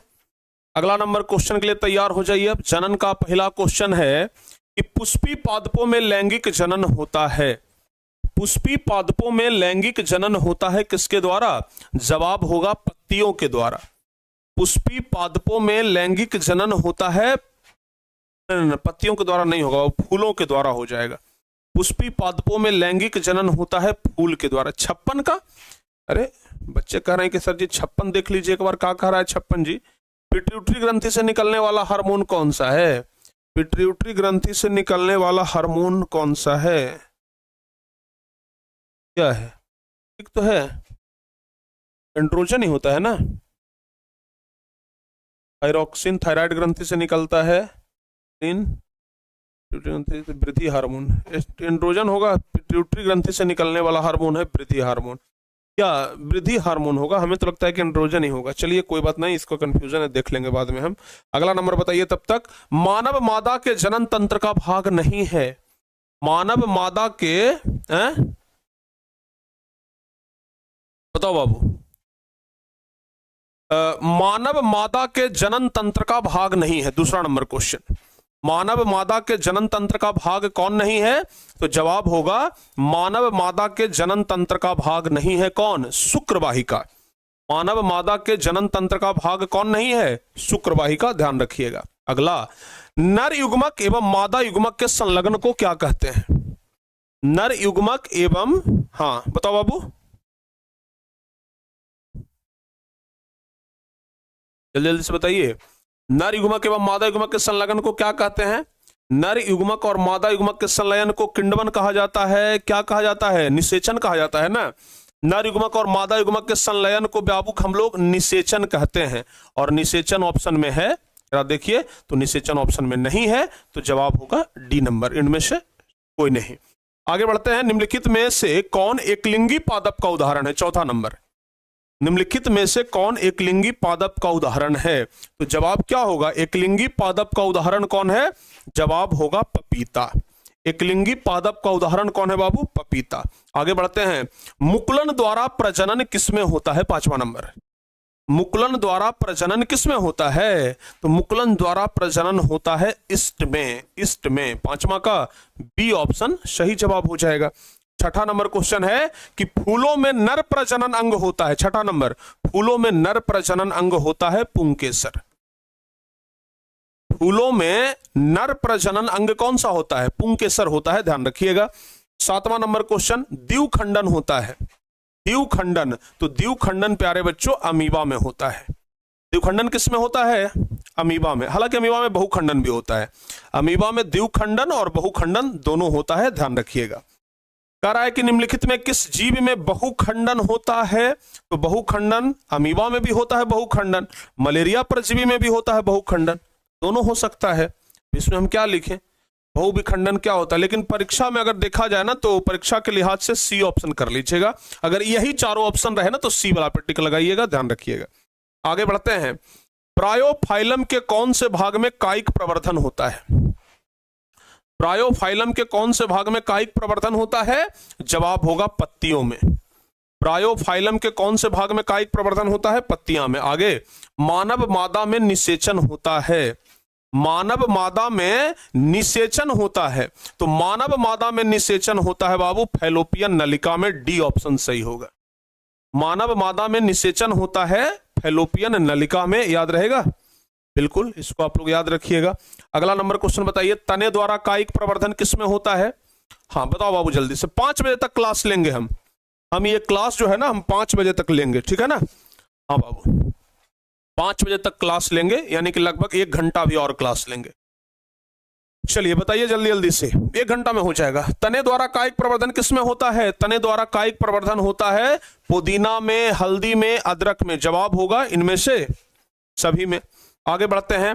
खंडन द्वारा जनन होता है, जल्दी जल्दी से बताइए। खंडन द्वारा जनन 12 नंबर क्वेश्चन, तो खंडन द्वारा जनन होता है सितारा मछली में, ध्यान रखिएगा। 12 का बी ऑप्शन सही होगा। अगला नंबर क्वेश्चन बताइए, कायिक प्रवर्धन संभव है? कायिक प्रवर्धन किसमें होता है? तो कायिक प्रवर्धन जड़, तना, पत्ती सब में। तो जवाब होगा बाबू उपरोक्त सभी। जैसे आलू हो गया, प्याज हो गया, गुलाब का फूल हो गया, ओल हो गया, ठीक है ना? ये सब में क्या पाया जाता है? कायिक प्रवर्धन। आगे बढ़ते हैं। तने पर अपस्थानिक कलियां पाई जाती है। तने पर अपस्थानिक कलियां किसमें पाया जाता है? आलू में देखिएगा तो तना पर अपस्थानिक कलिका पाया जाता है, यानी कि बी ऑप्शन सही जवाब हो जाएगा। अगला बताइए, मुकुलन द्वारा अलैंगिक जनन होता है। मुकुलन द्वारा अलैंगिक जनन होता है किसमें? तो जवाब होगा हाइड्रा में। 15 का ए ऑप्शन सही होगा। मुकुलन द्वारा अलैंगिक जनन होता है किसमें? हाइड्रा में, याद रहेगा। चलिए आगे बढ़ते हैं 16 नंबर क्वेश्चन की तरफ। अलैंगिक जनन मुकुलन द्वारा किसमें होता है? अलैंगिक जनन मुकुलन द्वारा किसमें होता है? तो जवाब होगा इष्ट में। अलैंगिक जनन मुकुलन द्वारा किसमें होता है? जवाब होगा इष्ट में। आगे, निम्न में से कौन मानव में मादा जनन तंत्र का भाग नहीं है? मानव में मादा जनन तंत्र का भाग कौन नहीं है? जवाब होगा शुक्रवाहिका। जवाब होगा निम्नलिखित में मानव मादा जनन तंत्र का भाग नहीं है, शुक्रवाहिका। आगे बढ़ते हैं बाबू। पराग कोश में क्या होता है? पराग कोश में क्या होता है? तो पराग कोश में पराग कण होता है, याद रखिएगा। पराग कोश में पराग कण होता है बाबू। 18 का डी ऑप्शन सही जवाब होगा। 18 का डी ऑप्शन ध्यान रखिएगा। अगला क्वेश्चन बता दीजिए।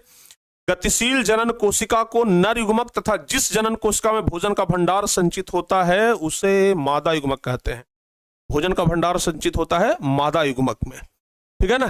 हाँ, आगे बताओ बाबू। एड्स रोग का प्रमुख कारण क्या है? एड्स रोग का प्रमुख कारण होता है असुरक्षित यौन संपर्क, ठीक है ना? यानी कि 20 का ए ऑप्शन सही होगा, असुरक्षित यौन संपर्क। चलिए अगला नंबर क्वेश्चन कह रहा है कि पंखुड़ियों का रंग अधिकतर कैसा होता है? पंखुड़ियों का रंग हरा होता है। पंखुड़ियों का रंग हरा होता है। अगला क्वेश्चन, फूल का कौन सा भाग फल में बदलता है? फूल का कौन सा भाग? अंडाशय वाला भाग ना, तो फूल का अंडाशय वाला भाग बाबू फल में बदल जाता है। अगला बताइए, भ्रूण के जिस भाग से तना पत्तियां बनती है उसे क्या कहते हैं? भ्रूण के जिस भाग से तना और पत्तियां बनती है उसे कहते हैं, तना पत्तियां बनती है, मूलांकुर, प्रांकुर, प्ररोह तंत्र, इनमें से कोई नहीं। 23वां का सही जवाब कौन सा होगा? भ्रूण के जिस भाग से तना और पत्ती बनती है, तना और पत्ती बनता है, भ्रूण के जिस भाग से, प्ररोह तंत्र, प्रांकुर, प्रांकुर कहेंगे ना, हमको लगता है शायद 23 का बी ऑप्शन सही होगा। क्या 23 का बी ऑप्शन होगा? भ्रूण के जिस भाग से तना पत्तियां बनती है उसे क्या कहते हैं? एक मिनट रुक जाओ बाबू, जरा इसको हम कंफर्म हो लेते हैं।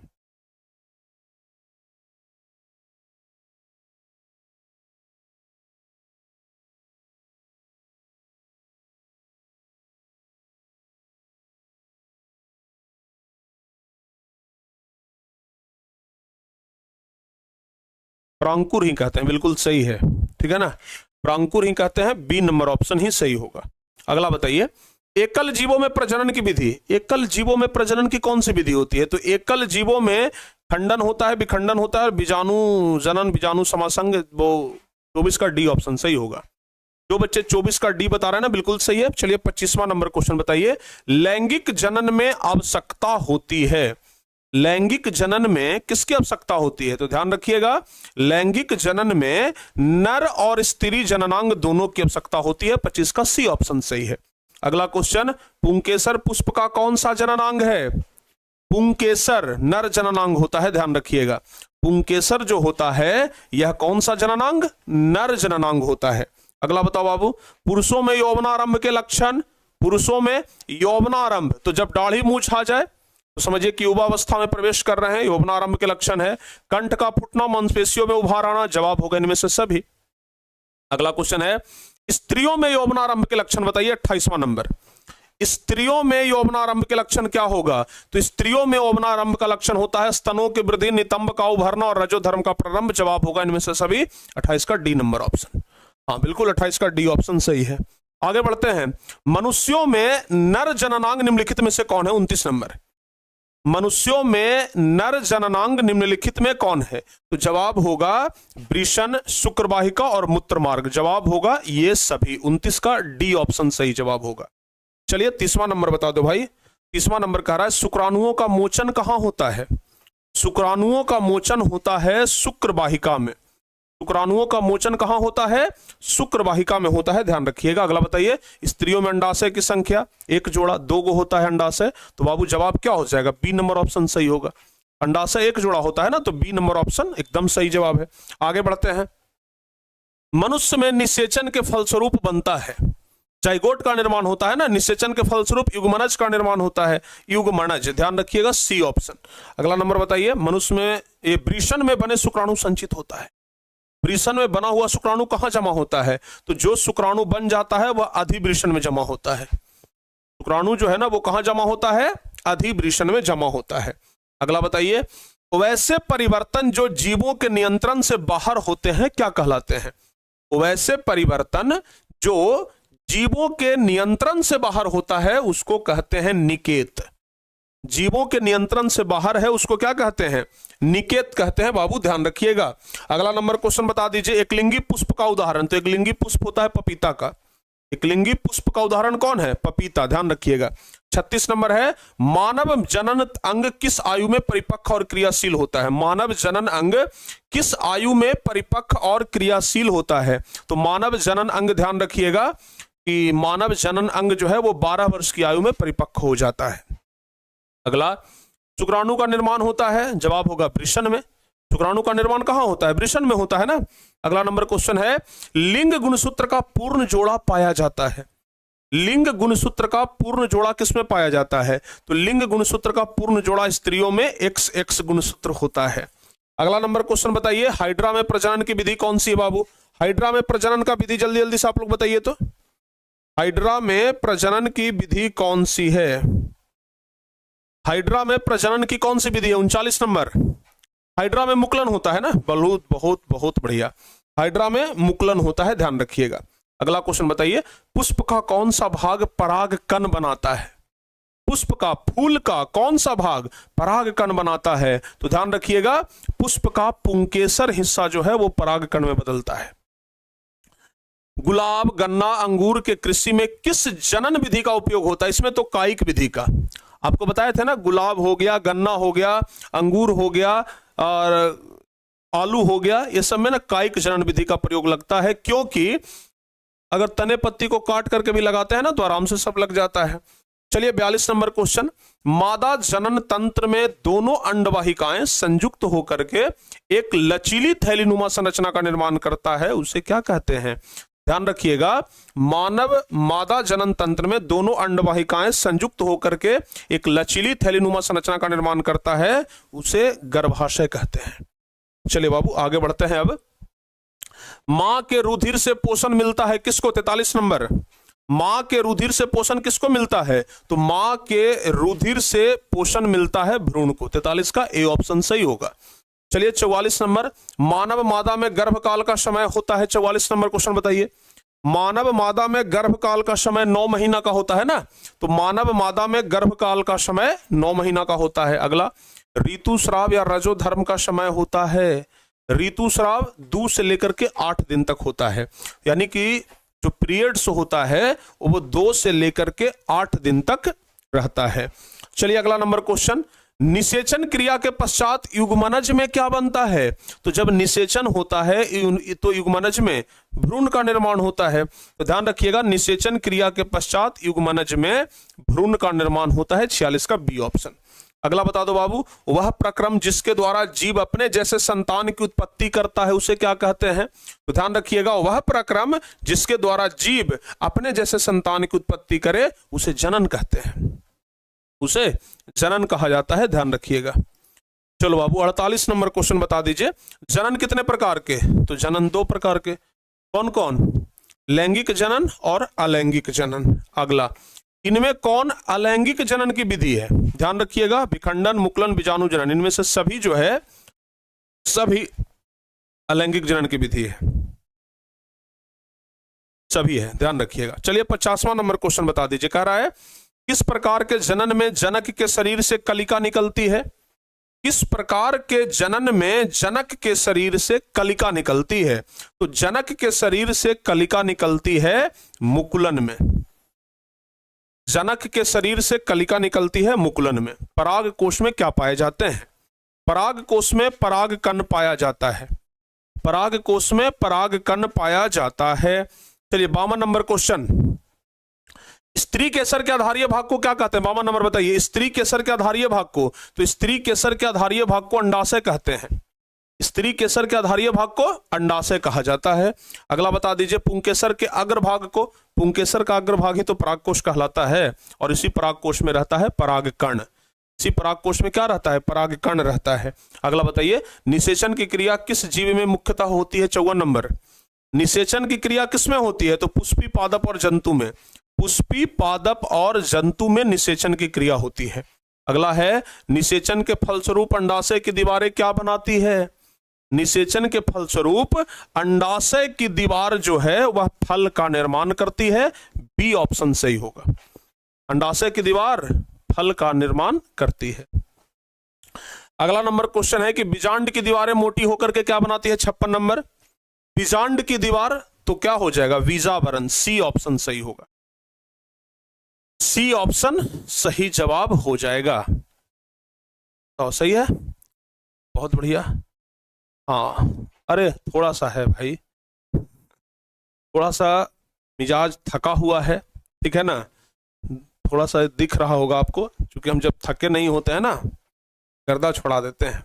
चलो कोई बात ना, अब पूरा तो पढ़ाएंगे ही। चलिए 57 नंबर, निम्नलिखित में कौन सा भाग केवल पुरुष जननांग में पाया जाता है? पुरुष जननांग में होता है शुक्रवाहिका, पुरुष जननांग में क्या होता है? शुक्रवाहिका होता है, ठीक है ना। हाँ बाबू, चलिए आगे बढ़ते हैं। अगला नंबर क्वेश्चन है कि नर युग्मक तथा मादा युग्मक के संयोजन से क्या बनता है? नर युग्मक और मादा युग्मक के संयोजन से ही जाइगोट का निर्माण होता है, यानी कि बाबू हमारा ए ऑप्शन सही होगा।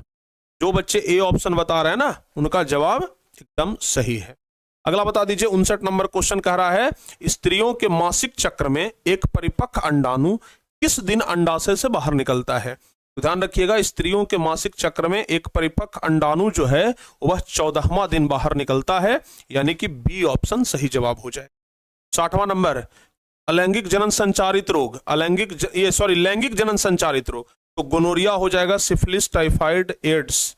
लैंगिक जनन संचारित रोग नहीं है, टाइफाइड नहीं है, बाकी तो एड्स, गोनोरिया, सिफिलिस ये सब है, ये है। तो 60 का डी ऑप्शन सही जवाब होगा। ठीक है ना, 60 का डी ऑप्शन सही जवाब हो जाएगा।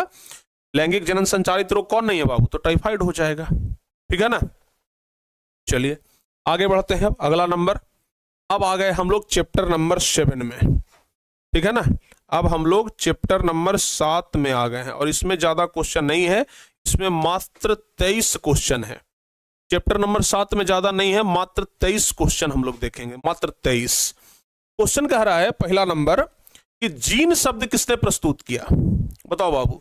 कह रहा है कि जीन शब्द किसने प्रस्तुत किया, तो बताइए जीन शब्द किसने प्रस्तुत किया। तो याद रखिएगा, जीन शब्द किसने प्रस्तुत किया है, जोहानसन ने। बहुत बढ़िया, जीन शब्द प्रस्तुत करने वाले व्यक्ति कौन है, जोहानसन, यानी पहला का सी ऑप्शन सही जवाब हो जाएगा।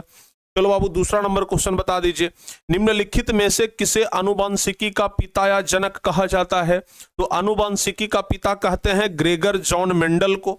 आनुवांशिकी का पिता किसे कहते हैं, ग्रेगर जॉन मेंडल को आनुवांशिकी का पिता कहते हैं। तीसरा नंबर, मेंडल ने अपने आनुवांशिकी प्रयोग हेतु किस पौधे का उपयोग किया था, मटर के पौधे का ना। तो जवाब होगा मेंडल ने मटर के पौधे का उपयोग किया था। चौथा नंबर क्वेश्चन है, कौन सा अभिलक्षण वंशानुगत नहीं है, कौन सा अभिलक्षण वंशानुगत नहीं है। तो जवाब होगा बाल की प्रकृति जो है वो वंशानुगत नहीं है। चलिए पांचवा नंबर क्वेश्चन, निम्न में से कौन बौने पौधे को दर्शाता है। तो बौना पौधा को दर्शाता है स्मॉल डबल टी। बौने पौधे को कौन दर्शाता है, स्मॉल डबल टी।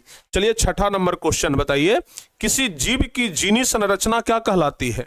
किसी जीव की जीनी संरचना जीनोटाइप कहलाती है। किसी जीव की जीनी संरचना जीनोटाइप कहलाती है। चलिए सातवां नंबर क्वेश्चन, लिंग गुणसूत्र का पूर्ण जोड़ा किसमें पाया जाता है। तो लिंग गुणसूत्र का पूर्ण जोड़ा स्त्री में, ये तो बता ही दिए ना हम XX।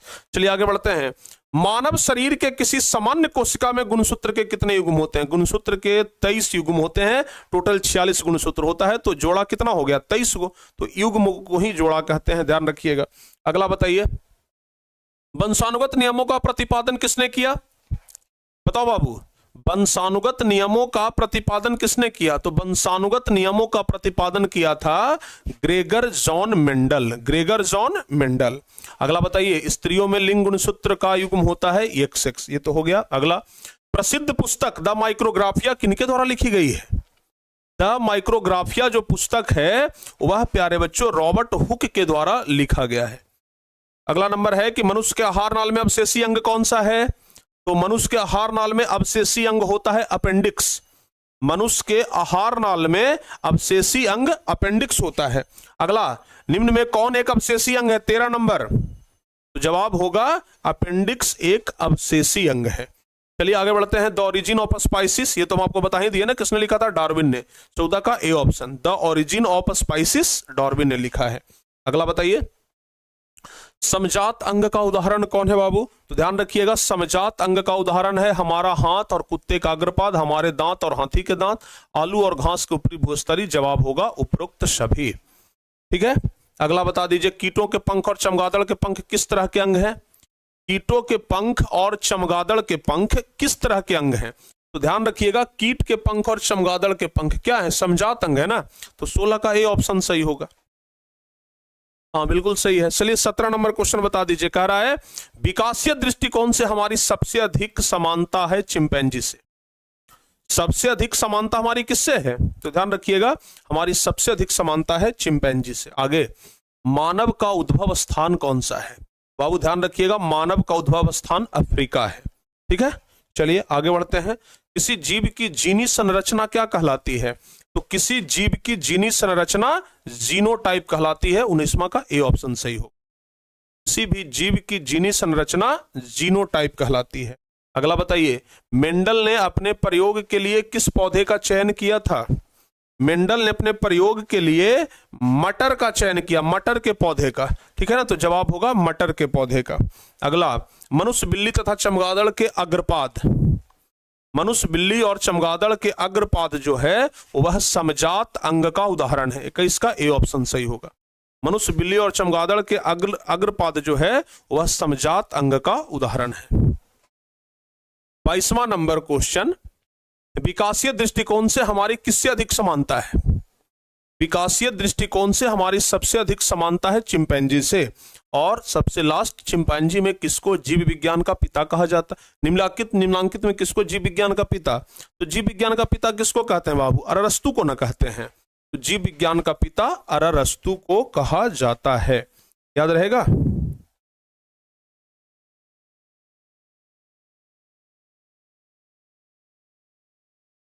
जीव विज्ञान का पिता अरस्तु को कहते हैं, ध्यान रखिएगा। चलिए, हो गया ना। अब एक सबसे लास्ट चैप्टर बचा है और वो है चैप्टर 8, और चैप्टर 8 का ऑब्जेक्टिव क्वेश्चन अब हम लोग देख लेते हैं। ठीक है ना, चैप्टर 8 का ऑब्जेक्टिव क्वेश्चन अब हम लोग देख लेते हैं। क्लियर?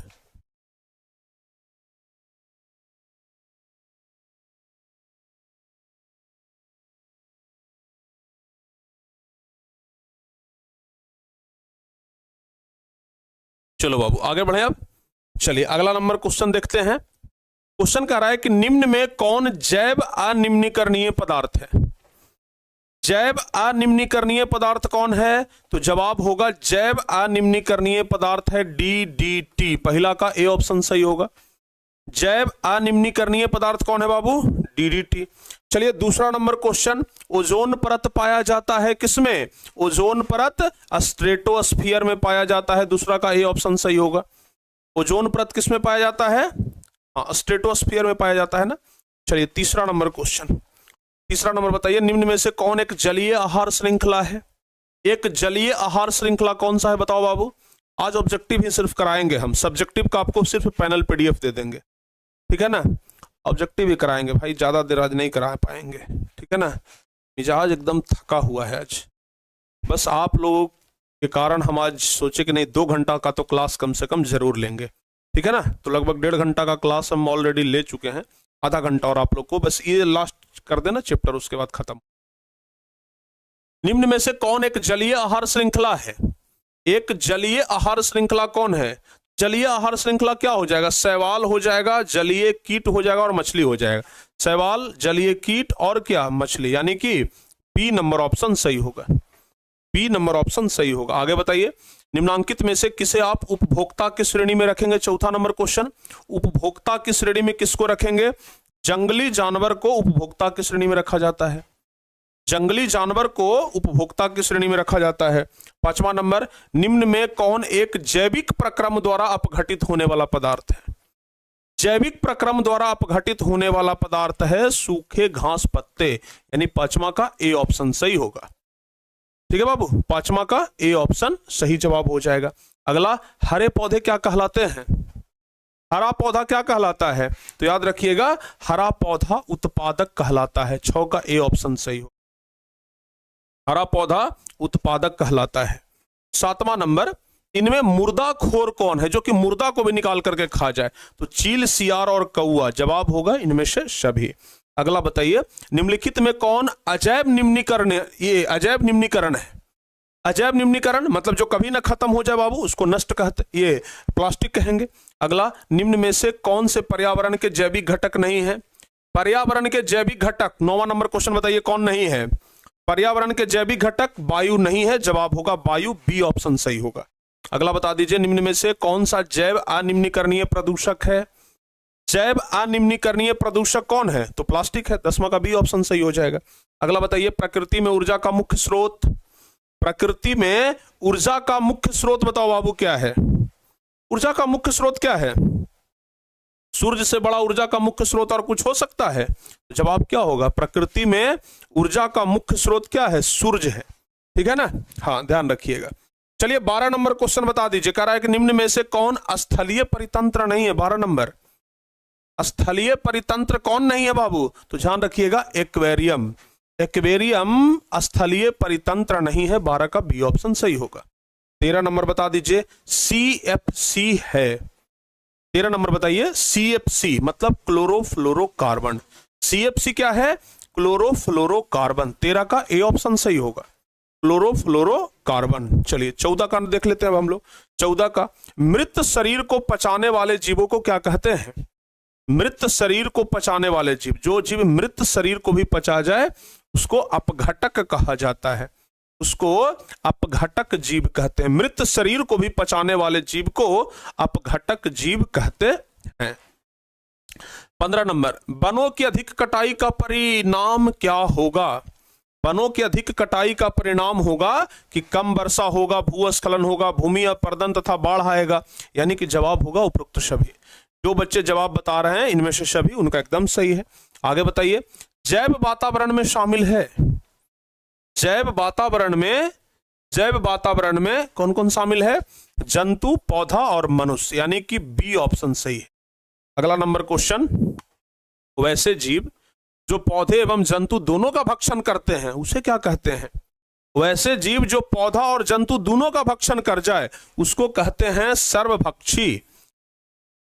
उसको क्या कहेंगे? सर्वभक्षी कहेंगे। 18 नंबर क्वेश्चन देख लेते हैं, जीवाणु एवं कवक कहलाते हैं, अपघटक कहलाते हैं। जीवाणु और कवक अपघटक कहलाते हैं। 18 का बी ऑप्शन सही होगा। 19वां नंबर क्वेश्चन बताइए, सौर ऊर्जा जीव मंडल में निम्न में से किसके द्वारा प्रवेश करती है? सौर ऊर्जा जीव मंडल में किसके द्वारा प्रवेश करती है? जवाब होगा सौर ऊर्जा हरे पौधे के द्वारा प्रवेश करती है। चलिए आगे बढ़ते हैं। ओजोन परत महत्वपूर्ण है क्योंकि यह अवशोषित करती है। ओजोन परत महत्वपूर्ण है क्योंकि यह परावैंगनिक किरणों को अवशोषित करती है। किसको? परावैंगनिक किरणों को अवशोषित करती है। चलो बाबू 21वां नंबर क्वेश्चन, प्रत्येक पारितंत्र होता है, क्या होता है? प्रत्येक पारितंत्र जो होता है वो गत्यात्मक तंत्र होता है, ध्यान रखिएगा। अगला क्वेश्चन, पर्यावरण मुख्य रूप से कितने घटकों का बना होता है? पर्यावरण जैव और अजैव 2 घटक होते हैं ना, तो 22 का बी ऑप्शन सही होगा। जो बच्चे 22 का बी ऑप्शन बता रहे हैं उनका सही है। 23वां नंबर क्वेश्चन, पारितंत्र के जैविक घटकों की श्रेणियां निम्न में से कौन है? जैविक घटक की श्रेणी कौन है बाबू? तो ध्यान रखिएगा, जैविक घटक में तो उपभोक्ता भी आ जाएगा, उत्पादक भी आ जाएगा और अपघटक भी आ जाएगा। जवाब होगा इनमें से सभी। जो बच्चे इनमें से सभी बता रहे हैं उनका सही है। 23 क्वेश्चन। चलो बाबू अब बता दो कि आप सबसे लास्ट वाला 23 क्वेश्चन में से कितना सही किए हो, फटाफट से बताइए। और आपका संपूर्ण बायोलॉजी का ऑब्जेक्टिव हो गया। हाँ ठीक है ना? हाँ बाबू, संपूर्ण बायोलॉजी का ऑब्जेक्टिव तो हो गया कंप्लीट। संपूर्ण बायोलॉजी यानी संपूर्ण जीव विज्ञान का ऑब्जेक्टिव कंप्लीट हो गया। अब बच गया सब्जेक्टिव। तो भाई सब्जेक्टिव का हम आपको ना अभी पैनल पीडीएफ में क्वेश्चन प्रोवाइड करवा देंगे, ठीक है ना? थोड़ा सा थकान लग रहा है शरीर में, तो हाँ ठीक है ना? तो इस वजह से चूंकि आज कुंभ जाना था ना, तो थोड़ा मार्केट जाना पड़ गया, इधर उधर थोड़ा सा भाग दौड़, ठीक है ना? तो इस वजह से थोड़ा सा थक गए हैं, तो लग रहा है कि अब आराम कर लें। अब भी पढ़ाने का मन नहीं कर रहा है, जबरदस्ती नहीं ना पढ़ाया जाएगा। तो इसका सब्जेक्टिव कभी हम करवा भी देंगे, पूरे बायोलॉजी का ना हम सब्जेक्टिव कभी ना कभी आपको हम करवा देंगे, बहुत जल्दी करवा देंगे। फिलहाल आज हम ना ऑब्जेक्टिव ही करा करके रहने देते हैं, ठीक है ना? हाँ सब्जेक्टिव करवा देंगे, वो जिम्मेदारी आप हम पर छोड़ दीजिए, ठीक है ना? सब्जेक्टिव प्यारे बच्चों हम पूरा करा देंगे, वो जिम्मेदारी आप हम पर छोड़ दीजिए, उसके लिए आप चिंता न करिए।